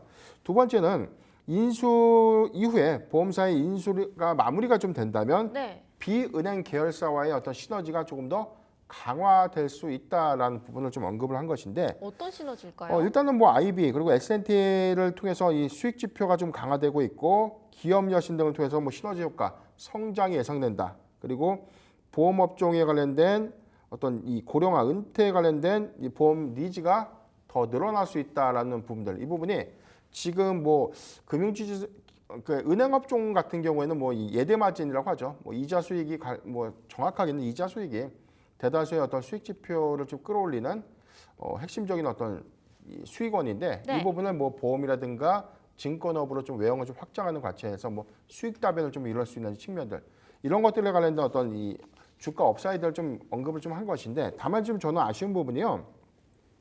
일단 보험업종의 수익 지표가 네. 단순하게 자산만 좀 늘어난다는 것이 아니라 이걸 인수했을 때 인수하고 난 이후에 정말로 시장의 어떤 점유율을 조금 더 좀 상향시킬 수 있을까? 제일 그러니까 생보사 중요하죠. 인수가 매물은 좀 많이 나오지만 사실 뭐 쉽게 인수 마무리가 좀 되지 않았던 부분들을 좀 우리가 고려해 보면 사실 이 보험업종이라는 것은 뭐 경기에 관련된 어떤 연동성도 굉장히 크죠. 이게 사실 우리가 보험계약 건수를 장기화해서 유지하는 것은 굉장히 어렵죠. 경기가 어렵고 사실 우리가 뭐 가정형편들이 좀 어려워지면 보험을 일부 정도 좀 자르는 맞아요. 그런 전략들도 좀 있고 이건 사실 뭐 고령한 니즈와는 좀 다르게 사실 이거는 뭐 시장의 어떤 점유율이라든가 마케팅 전략도 상당히 좀 중요한 포인트이기 때문에 여기서 우리금융지주가 해당되는 어떤 이 생보사 인수 이후에 오히려 시장의 점유율을 조금 더 끌어올릴 수 있는 어떤 계기로 좀 작용할 수 있는 부분 이게 더 중요한 체크 포인트가 아닌가라고 좀 보고 있는데 전체 생보업계 6위 규모를 인수함에 따라서 일단 뭐 비은행 규모 이 비은행 계열의 어떤 사업 시너지가 확장된다는 측면은 좀 다소 좀 긍정적이지 않나라고 좀 판단해 봤습니다. 조금은 정리를 해보자면 어쨌든 인수를 통해서 외연을 확장했으니까 이러한 외연 확장이 수익지표 상승에 아무래도 큰 도움이 될 수 있고 네네. 이로 인해서 주가가 업사이드를 맞을 수 있다. 이렇게 정리를 해볼 수 있을 것 같습니다. 이번 인수 외에도 여러 가지 파이프라인이 조금 더 남아있는 것 같은데 네. 맞을까요? 이거 지금 뭐 사실 뭐 최근에 생보사 인수 이후에 관련된 어떤 기대감들은 사실 뭐 주가에 크게 좀 반영된 측면이 좀 없다라고 좀 보고요. 네. 다만 주목해야 될 포인트가 9월에 이 밸류업 지수에 관련된 이슈들 이 부분이 확정되거나 시행될 수 있는 부분들에 대한 기대감들을 좀 고려해 보면 우리가 지금 금융지주사들 4대 금융지주사들의 기업 밸류업 프로그램에 관련된 도입 크게는 총주주 환원율이 좀 상향될 수 있는가 이 부분이 가장 중요한 체크 포인트인데 여기에도 나와 있는 내용들을 보면 일단 업종 내 탑픽이라고 좀 언급을 좀 했고요. 증권사 출범 그리고 보험사의 편입 등에 의한 장기적인 비은행 네. 계열사와의 시너지 효과 이에 따른 어떤 수익성 지표가 좀 개선될 수 있다는 기대감 이 첫 번째고요. 두 번째는 총주주 환원율인데 2024년도 예상 배당 수익률을 7.5%로 좀 제시를 했는데 최근에 어떤 내용들을 보면 전체적인 어떤 이 4대 금융지주사들의 2분기 실적 발표 이후에 실적 기조가 굉장히 좀 좋았어요. 우리금융지주도 2분기 영업이익 부분이 1조 2천억 원, 그러니까 전년도기 대비해서 한 40%가 좀 증가됐고 가장 중요한 배당 지원이라든가 총 주주 환원율을 상향시키기 위해서는 많은 이익 지표를 순이익을 좀 많이 내야 되는데 순이익도 9,615억 원, 컨센이 한 7,500억이니까 이 부분도 44%가 좀 증가되는 부분이죠. 그러니까 2분기까지는 안정적인 실적 기조가 있었기 때문에 총 주주 환원율을 전체적으로 40% 정도 상향 제시를 한다는 것은 주주들에게 더 많은 선물을 나눠줄 수 있고 배당도 더 늘어날 수 있다는 것을 좀 암시하기 때문에 네. 이런 부분들은 좀 긍정적인데 한 가지 리스크를 좀 보고 있는 부분들이 우리가 은행업 중에 다 좋다. 배당 성향도 좋고 총주주 환원율 상향도 좋은데 과연 이익 지표가 더 늘어날 수 있는 요건들이 하반기에도 좀 지속될 수 있을까? 하반기에 우리가 좀 변곡점이다라고 좀 볼 수 있는 요인들이 9월 금리 인하죠. 금리 인하가 구체화가 된다는 것은 은행 업종들이나 뭐 보험 업종들의 경우에는 수익 지표가 악화될 수 있죠. 금리가 내려난다는 것은 그러네요. 대출 마진이 떨어지기 때문에 이자 수익이 감소될 수 있는 요인들. 그러니까 이런 부분들에 대한 어떤 이 중장기 리스크도 조금은 고려를 해야 되는 구간이 아닌가라고 좀 보고 있지만 단기적 성과는 9월의 밸류업 이 지수에 관련된 어떤 기대감들을 좀 단기적으로 이게 좀 본다면 우리 금융주주의 경우에는 올해 연말까지에 대한 어떤 주가 상승 기대 요인들은 남아있다는 점 참고하면 좋을 것 같습니다.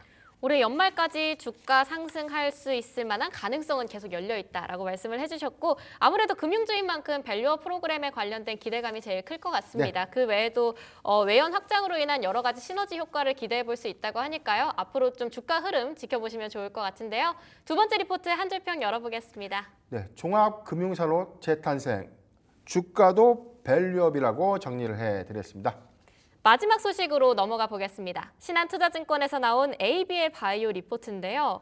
리포트에서 말하는 게 8월에 중요한 이슈가 3가지 있었다라고 얘기를 하고 있어요. 8월에 나온 ABL 바이오 3가지 중요 이슈 어떤 것들이 있었나요? 네, 일단 리포트가 좀 언급했던 3가지 이슈들. 그러니까 여기서 이게 이 해당 리포트 내용들을 보면 아마 이 투자자분들이 이런 용어들 굉장히 좀 어렵고 이게 무슨 말인가 싶은 것들 좀 제가 좀 쉽게 좀 정리를 좀 해드릴 테니까요. 너무 좋아요. 예, 첫 번째 내용을 보면 8월에 중요한 이슈가 3가지가 좀 발생됐는데 연내 기술 이전 목표 ABL 503 이 부분은 이 파이프라인 명의입니다. 고형암 치료제고요.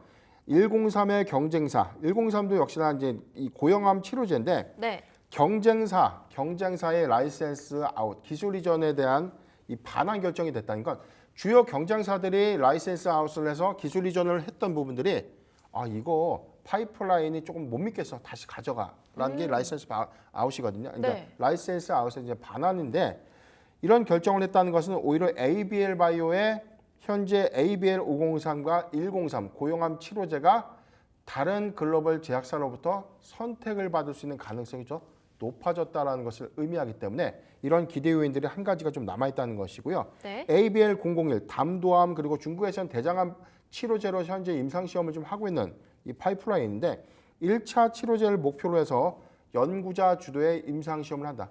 우리가 임상시험의 경우에는 2가지 방식이 있어요. 스폰서 임상이 있고 연구자 개발 임상이 있는데 스폰서 임상은 막대 연구 개발비를 ABL 바이오가 쏟아부어서 성과를 내가지고 1상, 2상, 3상까지 가서 최종적으로 시판 허가를 좀 이뤄내는 것. 이렇게 좀 일하시면 되는데 연구자 임상은 실질적으로 연구기관에서 우리가 전체적으로 비용 대고 우리가 임상을 할게.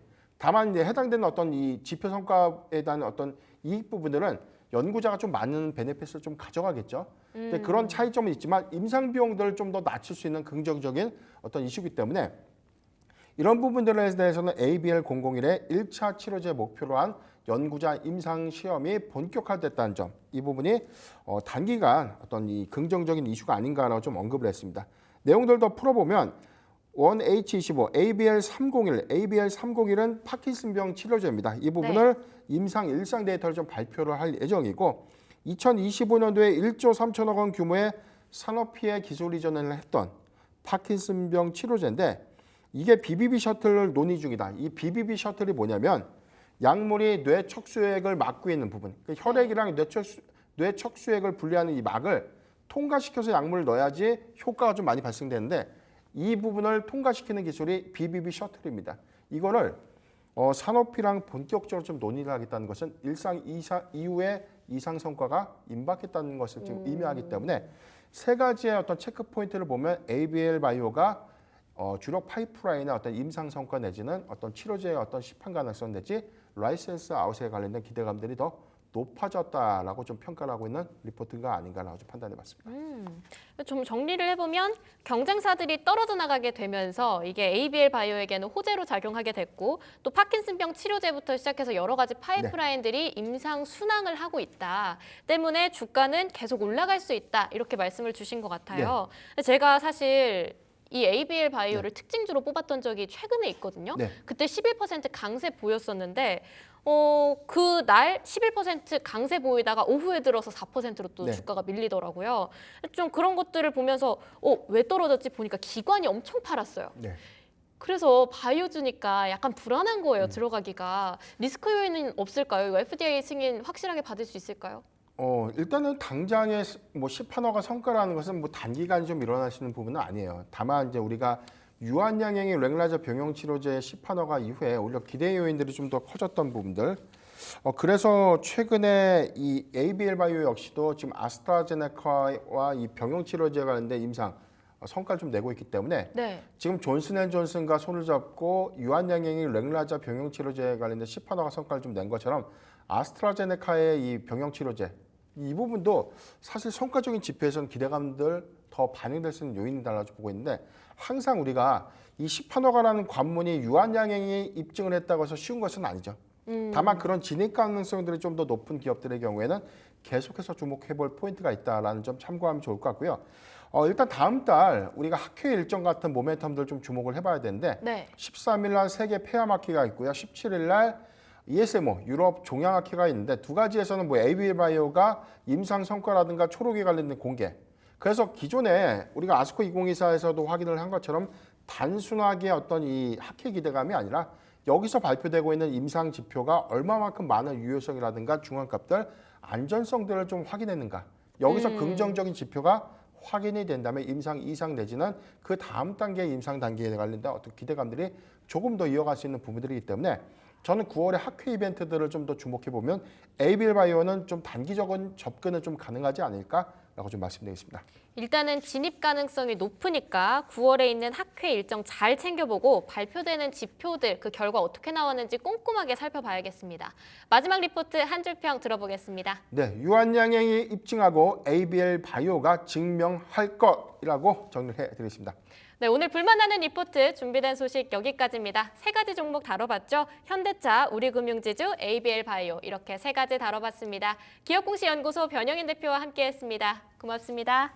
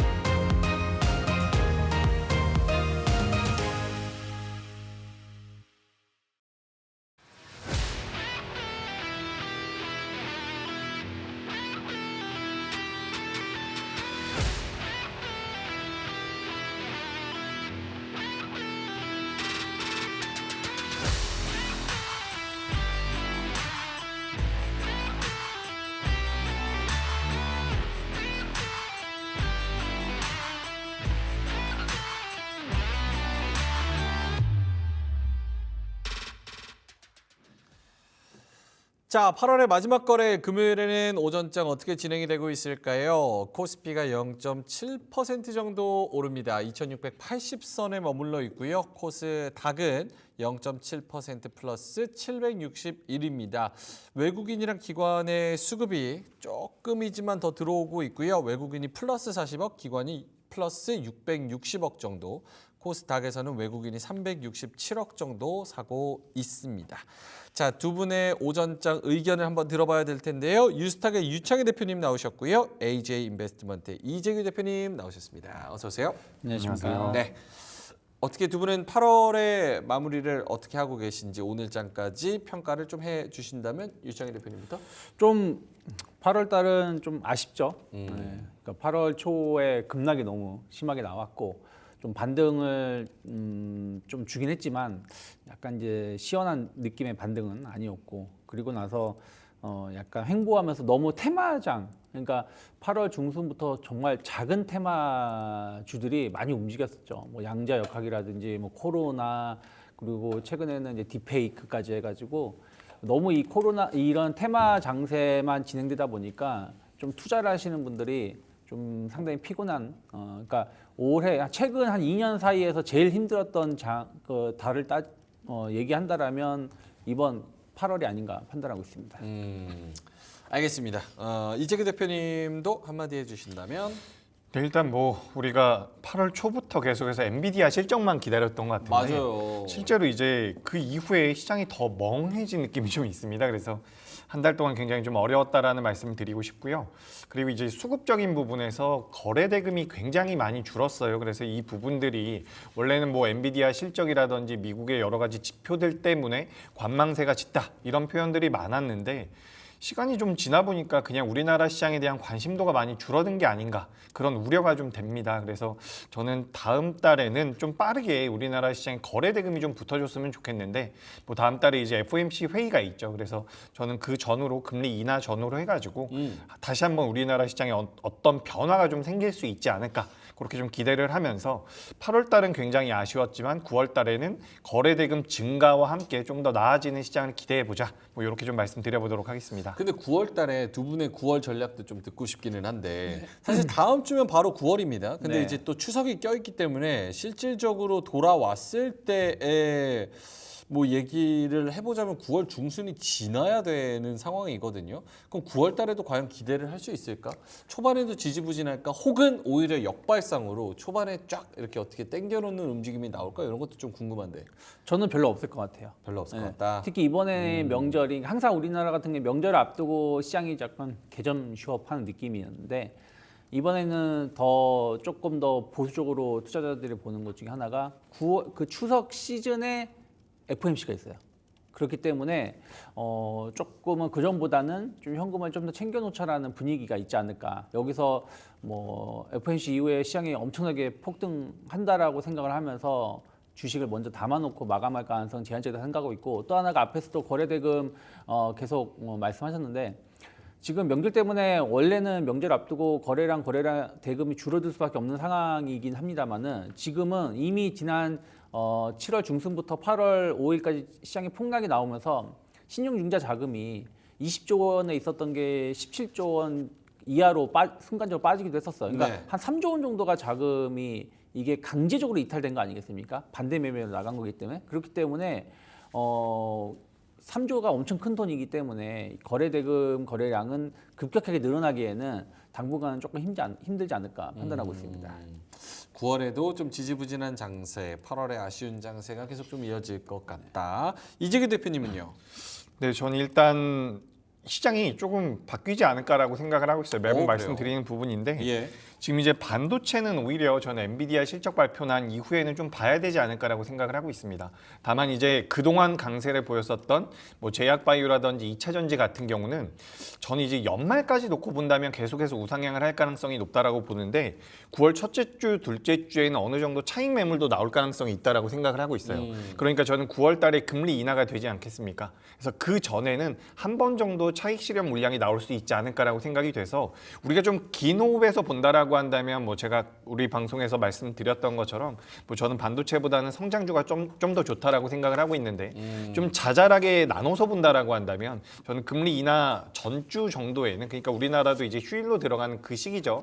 그때쯤에는 저는 그래도 주식 비중을 좀 줄여가지고 현금화를 좀 하시는 게 어떨까라는 말씀드리도록 하겠습니다. 9월 달에는 8월보다는 조금 나을 것이다. 근데 그때를 이용해서 오히려 좀 현금을 챙기고 수익을 챙기는 기회로 이용하면 좋을 것 같다. 알겠습니다. 자, 9월 달에 벌써 또 다음 주이기 때문에 바로 뚜껑을 열어서 또 다음 주에 어떻게 될지는 좀 지켜보도록 하겠습니다. 자, 이재규 대표님이 좀 더 좋게 보시니까 먼저 주제 할게요. 네, 그러시죠. 자, 그럼 이재규 대표님이 발제한 주제부터 한번 가보도록 하겠습니다. 보여주시죠. 그래도 제약바이오 사실 오늘 개장 초반에도 갈피를 못 잡는 듯 하다가도 HLB가 좀 이끌어주면서 여러 가지 제약바이오가 좀 올라와주는 그런 모습을 보였고 역시 수급도 그런 같은 고민을 하는 것 같아요. 여기 갈까 저기 갈까 기웃대다가 에휴 그래도 제약바이오다 이래서 이쪽을 좀 올리는 것 같은데 이재규 대표님 제약바이오 발제를 하신 이유가요? 네, 일단 뭐 압도적으로 강합니다. 현재 우리나라 시장에서 뭐 최근에 2차 전지가 좀 올라오긴 하지만 오늘도 이제 보시면 에코프로 BM이 다시 한번 시가총액 1위로 올라오긴 했거든요. 그런 걸 고려한다라고 하더라도 아직까지는 제약바이오가 우리 시장에서 가장 좋지 않나 이렇게 좀 말씀을 드리고 싶습니다. 제가 지금 화면을 잠깐 보여드릴게요. 지금 우리나라 뭐 코스닥 말고 제가 KRX 바이오라는 것을 보여드릴 텐데 이게 지금 이제 우리나라 바이오 쪽에 관련되어 있는 지수다라고 보시면 좋을 것 같거든요. 네. 제가 이걸 월봉 기준으로 좀 말씀드려보고 싶은데 우리가 지금 제약바이오가 뭐 금리 인하 쪽에 대한 수혜를 받는다라는 이야기들 아마 많이들 들으셨을 겁니다. 근데 여기 보시면 2015년도에도 이런 식으로 상승이 나왔고요. 그리고 18년도에도 이런 식으로 상승이 나왔고 21년도에도 이렇게 상승이 나왔는데 우리가 제약바이오는 어떻게 보면 굉장히 리스크가 있다라고 생각을 하는 부분이죠. 근데 그 반대급부를 생각해 본다면 주가가 올라올 때 또 굉장히 탄력적으로 올라오는 부분들이 있습니다. 그렇기 때문에 최근 뭐 우리나라에서 알테오젠이라든지 오늘 같은 경우 또 HLB가 에코프로를 밀어내면서 시가총액이 좀 올라왔는데 제약바이오가 많이 올라온 것 같지만 과거에 좋은 시세를 냈었던 부분들과 비교해 본다면 저는 상승 여력이 더 남아있다라고 생각을 하고 있어요. 그래서 지금 우리나라 시장에서 금리 인하 쪽에 대해서 수혜를 많이 받을 수 있는 것이 뭐 제약바이오라고 이야기가 나오면서 계속해서 이야기를 하고 있지만 사실 이게 우리나라만 그런 게 아니거든요. 지금 글로벌 증시, 미증시 같은 경우도 우리가 빅테크라고 말할 수 있는 어떻게 보면 M7보다도 S&P 500에 상장되어 있는 S&P 500에 들어가 있는 다른 종목군들의 주가 흐름, 최근 주가 흐름이 더 좋다라고 하거든요. 그렇다라는 것은 결국에는 빅테크 쪽에선 자금이 어느 정도 빠져나온다라는 부분이기 때문에 이게 우리나라만의 기대감이 아니라는 거죠. 그래서 글로벌 시장에서 지금 뭐 빅테크보다 강한 모습을 보여주고 있는 것이 제약바이오를 비롯한 헬스케어라든지 유틸리티, 금융 쪽이거든요. 그래서 이런 흐름들이 좀 더 이어질 가능성이 전 높다라고 생각을 하고 있습니다. 그렇기 때문에 저는 제약바이오는 여전히 긍정적인 말씀을 좀 드리고 싶고요. 다만 우리가 앞서서 시장에 대해서 제가 잠깐 말씀드릴 때 언급드렸던 것처럼 내가 좀 자잘하게 대응을 하고 싶다. 내가 좀 짧게 대응을 하고 싶다라고 한다면 저는 9월달 FOMC 이전에는 좀 줄였다가 그 다음엔 다시 한번 담는 것으로 이렇게 좀 보시면 어떨까라는 말씀 드리고 싶고 그런 게 전부 다 나는 귀찮다. 뭐 보유 좀 해보고 싶다라고 한다면 저는 제약바이오는 여전히 굉장히 긍정적인 상승의 모멘텀이 남아있지 않을까. 그래서 과거에 제약바이오가 강세를 보였었던 시기와 비교해 봤을 때 주가가 많이 올라온 것 같지만 더 올라갈 가능성이 높다라는 의견 드리도록 하겠습니다. 알겠습니다. 제약바이오 일단은 유창희 대표님 네. 코멘트까지 듣고 한번 네. 궁금한 질문을 좀 드리겠습니다. 바이오주들이 지금 약간 분위기 달라진 건 뭐냐면 지난 한 5월 달부터 7월 달까지 우리가 바이오주 얘기 많이 했어요. 다른 분들도 많이 하셨겠지만 근데 그때 바이오주 얘기했었던 종목군들이 대부분 삼성바이오로직스, 알테오젠, 바이넥스, 유한양행 그리고 펩투론 한 6, 7개 정도 종목도 안 됐었습니다. 몇 개 종목만 가니까 바이오 간다 하면서 말을 했는데 네. 지금은 이게 상승이 주변을 확산되고 있어요. 그러면서 8월 한 달만 본다라면 녹십자, 종근당, SK바이오팜 같은 경우가 한 50% 이상 주가가 상승하기도 했었고요. 그리고 또 추세가 좀 전환되려고 하고 있는 종목군들이 있습니다. 그래서 이게 중요하다는 거죠. 그러니까 처음에는 몇몇 종목만 움직였다가 이게 주변으로 확산되고 있다는 부분들 그러면서 추세가 만들어지고 있다는 걸 본다라면 확실하게 하반기는 바이오가 좀 강하게 가고 있고 또 더 갈 수 있다는 것을 보여주는 것이 아닌가 판단하고 있습니다. 너무 중요한 포인트를 말씀해 주셨는데 제가 질문하고 싶은 요지를 정확하게 파악을 해주셨어요. 처음에 반도체 이제 갔다가 이제 점점 이게 매기가 퍼집니다. 네. 뭐 뉴로모픽 나오고 유리기판 나오고 CXL 나오고 그 뜻은 끝물이다.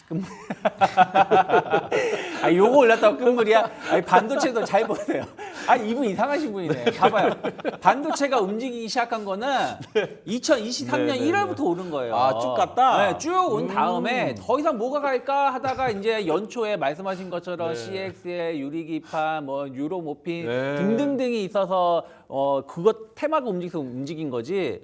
지금은 이제 뭐 3개월 움직였는데, 그리고 중요한 건 뭐냐면 테마가 약간 다르다라는 거죠. 뭐냐면 어떻게 보면은 약간 그동안 이제 비만 치료제, 비만 치료제가 조금 시장을 주도했었다라면 지금은 여러 분야로 나눠지고 있다는 거예요. 그리고 그쪽 예를 들어서 뭐 ADC 쪽으로 플랫폼 쪽으로 해가지고 리가켄바이오, ABL 바이오가 상당히 좋은 기술력을 가지고 있는 거고.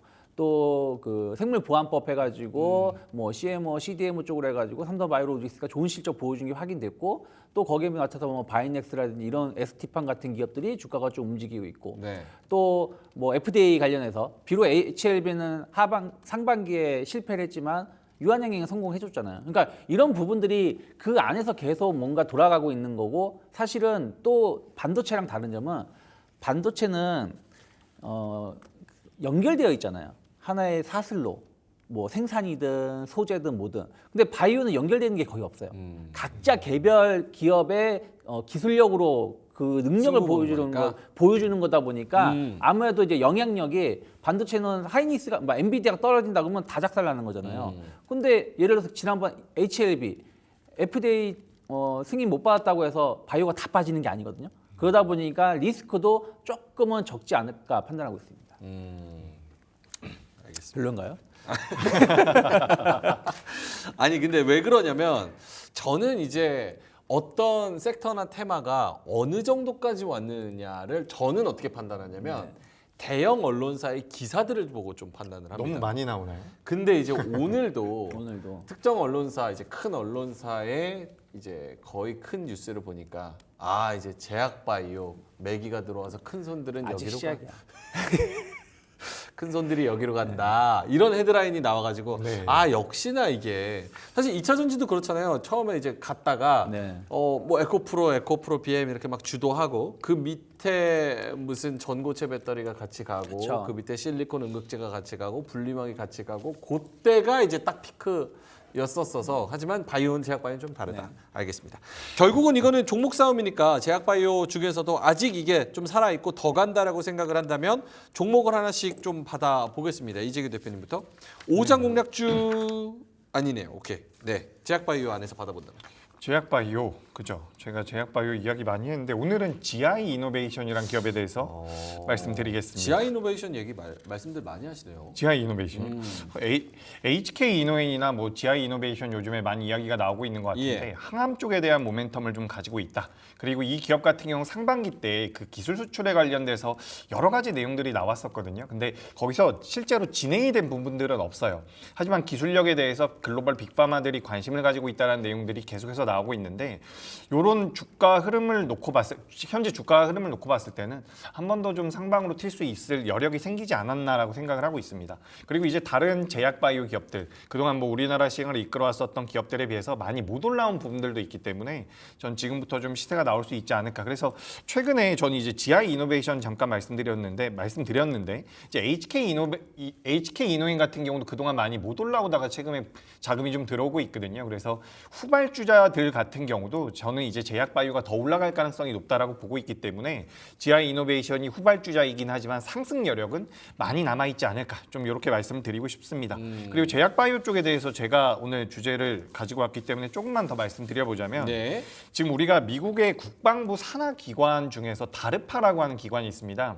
이 다르파가 2022년도에 어디 쪽에다가 투자를 많이 했냐면 반도체 후공정 쪽에다가 투자를 많이 했거든요. 그러니까 자금이 어디 쪽으로 예산이 집행되는지에 대해서 시장에서는 관심이 되게 높은데 2022년도 말에 후공정 쪽에 자금이 들어갔어요. 결국에는 HBM 쪽에 들어갔다는 이야기죠. 그리고 2023년도에 HBM이 엄청나게 변동성을 보였고 올해까지도 그 부분들이 이어지고 있는데 2024년도 말 그러니까 작년 말이죠. 작년 말 제가 말을 잘못 드렸는데 작년 말과 올해 말에 이 다르파라는 기관에서 많은 예산을 책정하고 있는 분야가 두 분야예요. 하나는 우주항공과 하나는 제약바이오입니다.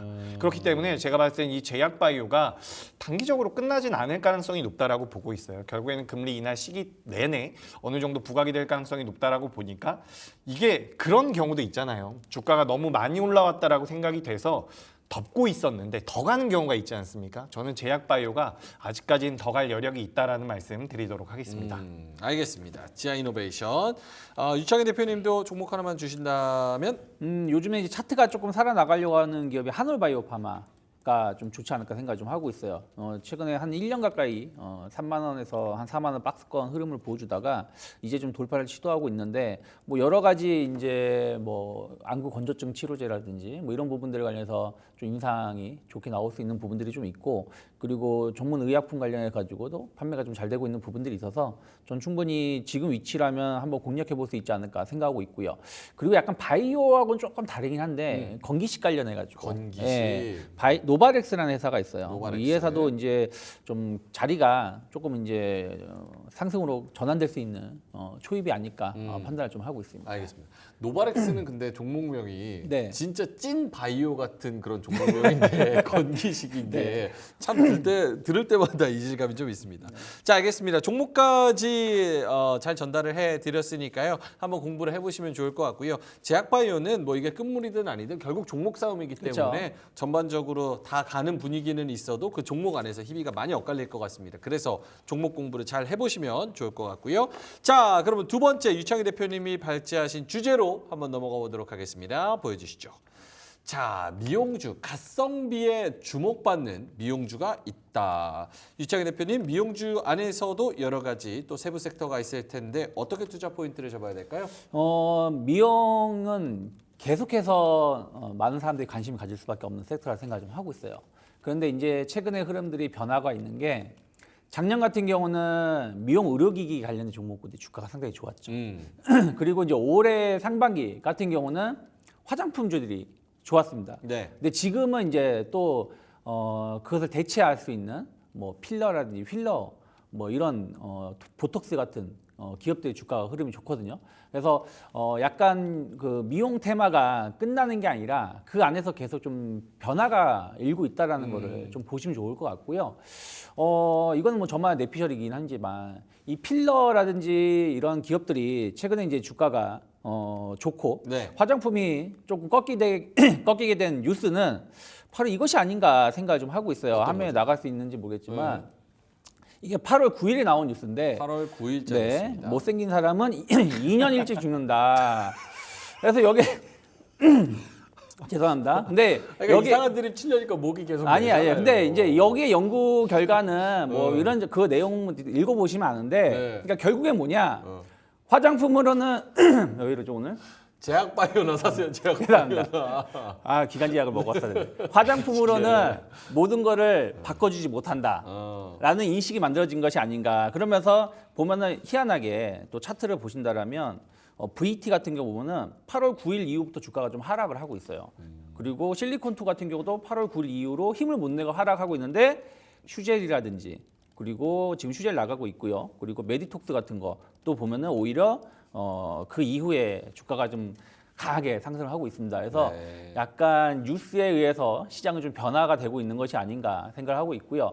그리고 또 하나가 사실은 그것도 있었고 이건 웃자고 말씀드린 거고 그 다음에 다른 뉴스를 보신다면 해외에서 이런 그 K-톡신 같은 게 수출이 잘 되고 있다고 합니다. 상당히 그 미용 의료기기 쪽으로 해가지고 수출도 잘 되고 있고 또 의료 그 관광객이 많이 늘어나고 있잖아요. 근데 인정 안 하시네요. 아니요. 그래서 이제 미용 보고 그 있어요. 시술을 네. 받기 위해서, 그러니까 예전보다 금액이 많이 낮아졌고 네. 진입 장벽이 낮아졌다 보니까 미용 시술을 많이 받는 관광객도 늘어나고 있고 또 우리나라 같은 경우도 남성분들도 예전보다는 다르게 뭐 보톡스라든지 뭐 이런 필러 같은 걸 많이 받습니다. 특히 이제 예전에는 좀 나이 드신 분들이 받았다면 지금은 약간 젊은 분들이 많이 받고 있기 때문에 이런 미용에 대한 어떤 관심 그리고 외모에 대한 어떤 관심은 계속 많아질 수밖에 없지 않을까. 사실 제가 어떤 패널하고 한 6개월 정도 같이 출연을 했었는데 그분이 어떤 젊은 이쁜 여성분하고 진행을 한번 하시더니만 이제 유창이랑 하기 싫다. 뭐 이렇게 말할 정도로 이 외모에 대해서는 많은 사람들이 관심을 가질 수밖에 없지 그러니까요. 않을까 생각하고 있습니다. 장수하시겠어요? 이야, 대단합니다. 알겠습니다. 미용 관련주 이재규 대표님도 코멘트를 좀 해주신다면? 네, 뭐 유창희 대표님께 너무 자세히 많이 말씀해 주셔가지고 저도 추가적으로 조금만 말씀드려보자면 지금 이 우리나라 보톡스와 그리고 필러 쪽에 대해서 해외 매출이 굉장히 많이 나오고 있는 부분들이 있거든요. 근데 이게 사업 구조상 뭐 FDA 승인이라든지 이런 순서를 좀 따져봤을 때 지금 매출 기준으로 봤을 때 피크를 찍었다라고 보기가 좀 어렵다라고 생각을 하고 있습니다. 그러니까 매출이 계속해서 늘어나는 구간에 들어와 있기 때문에 관련되어 있는 종목군들 같은 경우는 좀 더 우상향을 만들어갈 수 있지 않을까라고 말씀드리고 싶고요. 결국에는 실적적인 부분에 대한 메리트를 가져갈 수 있는 업종이 요 미용 의료기기 쪽이 아닐까라고 말씀드리고 싶은데 여기서 제가 추가적으로 좀 말씀드려보자면 우리가 사실 지금 보톡스와 관련돼서는 뭐 메디톡스나 휴젤이나 뭐 파마리서치 같은 기업들 많이 이야기하고요. 또 이제 필러 쪽 같은 경우는 휴메딕스라는 기업도 있거든요. 그래서 이런 기업들 시장에서 많이 언급이 되고 있는데 우리가 보톡스 같은 경우는 대부분 미용기기라고 많이 생각을 하죠. 그러니까 맞죠. 미용기기가 맞는데 해외 시장에서는 오히려 의료용으로도 많이 사용을 한다라고 이야기가 되고 있어요. 그러니까 우리나라 기업들이 지금 보툴리늄 톡신 그러니까 보톡스에 대해서 미용기기 쪽으로 모멘텀이 많이 있지만 이 미용기기에서 의료기기 쪽으로도 사용을 한다라고 한다면 그러니까 고치는 쪽으로 이제 의료기기 쪽으로 사용을 한다라고 한다면 시장이 더 커질 수가 있다라고 이야기가 되고 있습니다. 그래서 이런 부분들을 우리가 고려해 본다라고 한다면 저는 관련되어 있는 기업들은 좀 더 보시는 게 맞지 않을까. 그래서 뭐 최근에는 휴젤이나 뭐 파마리서치나 둘 다 주가 흐름 좋은데 저는 뭐 예전부터 많이 말씀드리는 것처럼 저는 또 이제 전통적인 제약사를 좋아하거든요. 그래서 전 대웅제약도 계속해서 좀 관심 있게 보시는 게 어떨까라는 의견 드리겠습니다. 알겠습니다. 요것도 미용 의료 기기도 있고 미용 관련 그런 종목도 있는데 사실은 한번 매기가 왔다가 지금 조금 또 쉰 지가 꽤 조금 쉬고 됐잖아요. 있죠. 네. 그래서 요것도 다시 한번 좀 주목을 해봐도 될 것 같습니다. 종목 하나씩 받고 넘어갈게요, 유창희 대표님. 뭐 저는 계속해서 파마 리서치 계속 좀 관심 있게 보고 있어요. 리쥬란이라는 제품이 상당히 인기가 많고요. 또 리쥬란을 기반으로 해가지고 화장품도 판매가 잘 되고 있습니다. 그래서 파마 리서치 충분히 매출 성장, 영업이익 계속해서 긍정적으로 연말 내년까지 이어지지 않을까 생각하고 있습니다. 알겠습니다. 종목 하나 주셨고 이재규 대표님은요? 네, 저는 뭐 방금 전에 잠깐 말씀드린 대웅제약입니다. 대웅제약이 지금 시가총액이 1조 6천억 정도가 되거든요. 근데 시가총액과 영업이익을 고려해 봤을 때 이 기업 같은 경우는 주가가 올라올 가능성이 굉장히 높다라고 보고 있어요. 지금 뭐 화면에 잘은 안 보이겠지만 2026년도에 예상이 되고 있는 영업이익이 1,800억 정도가 됩니다. 그래서 이제 우리가 예상이 되는 영업이익만 놓고 보더라도 주가는 추가적으로 우상향을 할 수 있다. 그래서 보톡스 쪽에 대한 모멘텀도 있지만 전통적인 제약사로서의 관심도 필요하다라는 말씀드리면서 대웅제약 체크해 보시면 어떨까 의견 드리겠습니다. 알겠습니다. 아까 그 못생긴 사람은 2년 일찍 죽는다 요거 리포트를 제가 좀 연구 결과를 많이 봤는데 그냥 심사위원 6명 도서 연구원들 아니 근데 이게 한 몇천 명을 대상으로 8,000명 추적한 거예요. 근데 이 6명이 누구 못생겼다 잘생겼다 이렇게 찍은 다음에 그거를 이제 추적을 해봤더니 뭐 2년 아니 너무 어쨌든 객관적인 것 같습니다. 중요한 거는 그래서 이제 화장품은 본질을 못 바꿔주잖아요. 본질을 근데 바꿔야 된다. 본질을 바꿔줄 수 있는 쪽. 그래서 그렇죠. 이런 필러, 보톡스 이런 쪽으로. 그리고 또 하나가 사실은 다이어트약, 성푸제 인기잖아요. 네. 그러면 그거 먹은 다음에 뭐 하겠어요? 또 외모로 가겠죠. 오. 그렇기 때문에 미용은 계속해서 그 안에서 순환이 나온다 생각하고 있습니다. 알겠습니다. 와 오늘 금요일이라 그런지 컨디션 엄청 좋네요. 자 알겠습니다. 그럼 세 번째 주제 우리 제작진의 발제로 가보도록 하겠습니다. 주제 보여주시죠. 자 방산에 꽂힌 외국계 큰 손 이렇게 잡아봤는데요. 사실 방산주가 살짝은 쉬고 있습니다. 근데 계속해서 수주가 나올 그런 종목들, 그리고 실체가 있는 종목들, 그리고 이슈와 모멘텀이 있는 걸로 생각하면 방산이 좀 빠질 수가 없습니다. 그래서 방산주 다시 한번 좀 봐도 될 것 같은지 요거 한번 이야기를 해볼 텐데, 사실은 조선, 방산, 화장품 이쪽이 좀 상반기를 많이 이끌었었는데 네. 여기서 좀 쉬고 있는 그런 섹터도 있습니다. 자, 그러면 방산 요거는 하반기에도 꼭 포트에 있어야 될 것 같다라고 생각하시는 분 손 한번 들어주시겠어요? 요거 아니에요? 방산은 그러면은 이전과는 분위기가 조금 바뀌었습니까? 그리고 그 이유는 무엇인지? 아 그건 아니에요. 근데 방산주들이 그러니까 이게 막 붐업해서 온다라기보다는 약간 개별 종목 흐름들이 이어질 가능성이 높지 않을까 생각을 좀 하고 있는데요. 네. 사실은 최근에 차트가 제일 이쁜 거는 현대로템입니다. 현대로템 같은 그러니까 오른 건 아니지만 계속해서 이 고점대에서 돌파를 시도하고 있는 부분들이거든요. 그래서 근데 현대로템은 이제 방산도 있지만 뭐 철도 차량 쪽으로 해가지고 약간 이제 그 우크라이나 재건에 대한 어떤 기대감들도 좀 있고, 그 다음에 이제 현대차 그룹이 해외 공장 건설을 할 때 거기에 현대로템이 짓는 부분들이 좀 있거든요. 그래서 이게 꼭 완전 방산으로만 분류되어 있지는 않기 때문에 주가가 그나마 좀 버텨주고 있는 것이 아닌가 생각하고 있고요. 그리고 이제 최근에 떠오르고 있는 게 이제 약간 조선주 쪽인 것 같아요. 조선. 어저께 하나오션 같은 경우도 MRO 관련해가지고 수주를 받았잖아요. 그래서 하나오션 같은 경우 차트를 보시면 아직 이제 다른 조선주 대비해서 그동안 계속 못 갔고 지지부진한 모습이지만 일단은 다시 한번 이제 고점을 돌파해주면서 추세가 좀 전환되려고 하고 있는 부분들이 좀 있습니다. 그리고 현대중공업 그룹도 이제 이 MRO 시장에 대해서 계속 이제 주목을 하고 있는 부분들이 좀 있어서 방산주의 색깔이 단순하게 예전처럼 뭐 K전차라든지 뭐 비행기라든지 이런 부분들 딱 보이는 쪽에서 좀 이제 안 보이는 쪽으로 좀 변화가 되고 있는 부분들이 일부 있지 않을까 생각을 좀 하고 있습니다. 오케이, 알겠습니다. 방산보다는 조선. 방산은 굳이 하자면 로템. 왜냐면 지금 하나 에어로스페이스가 지금 거래 정지. 그 정지 거래 정지.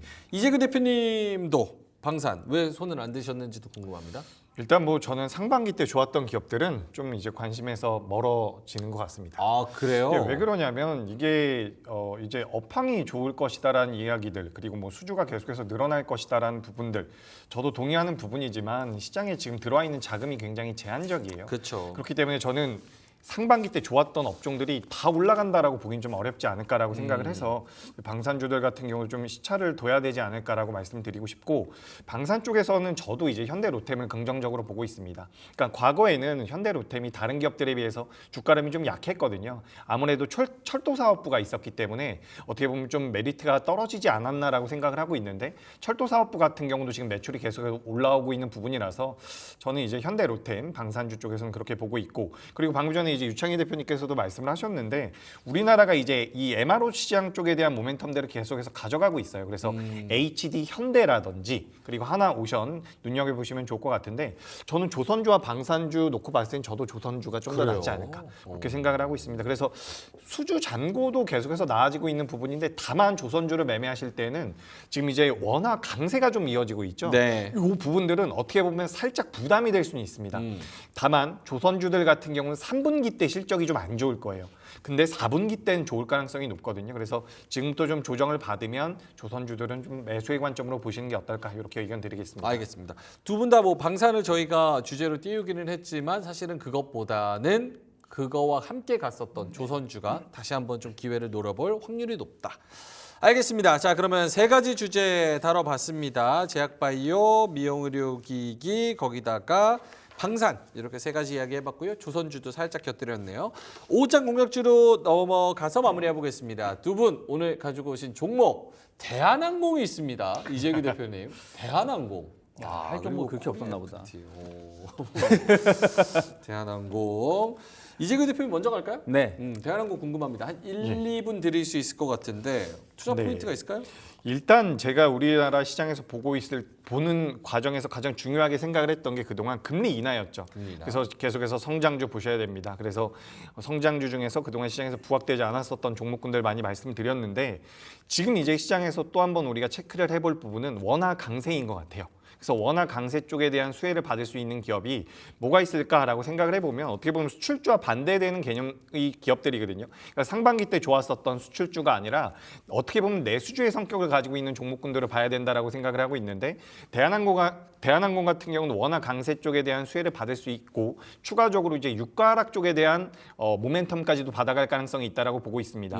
그리고 이제 10월 달이 되면 아시아나항공과의 그런 합병이 완료될 가능성이 높다라는 부분으로 인해서 불확실성이 좀 제거되지 않을까. 이 부분을 말씀드리고 싶고 글로벌 이제 국적기 이제 항공사들 기준으로 봤을 때 PER이 평균적으로 지금 대한항공보다는 굉장히 높다라고 이야기가 나오고 있어요.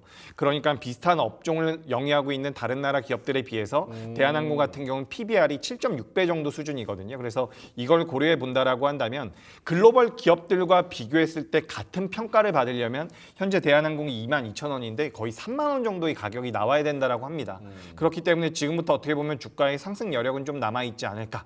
그리고 이제 이 대한항공에 대해서 접근하는 가장 큰 포인트는 워낙 강세다. 이 말씀 드려보도록 하겠습니다. 와, 근데 영업이익 보는데 2조 정도가 나오는데 시총이 8조밖에 안 되네요. 네, 오케이. 자, 가격 전략 한번 들어볼 텐데요. 목표가는 제가 얘기할까요? 시간이 별로 없어가지고. 예, 그렇게 해주십시오. 목표가는 26,000원 잡아주셨고요. 현재가는 22,000원입니다. 손절가 2만 원 잡아주셨습니다. 대한항공 여러 가지 재료가 있는 종목 한번 쳐다보면 좋을 것 같다.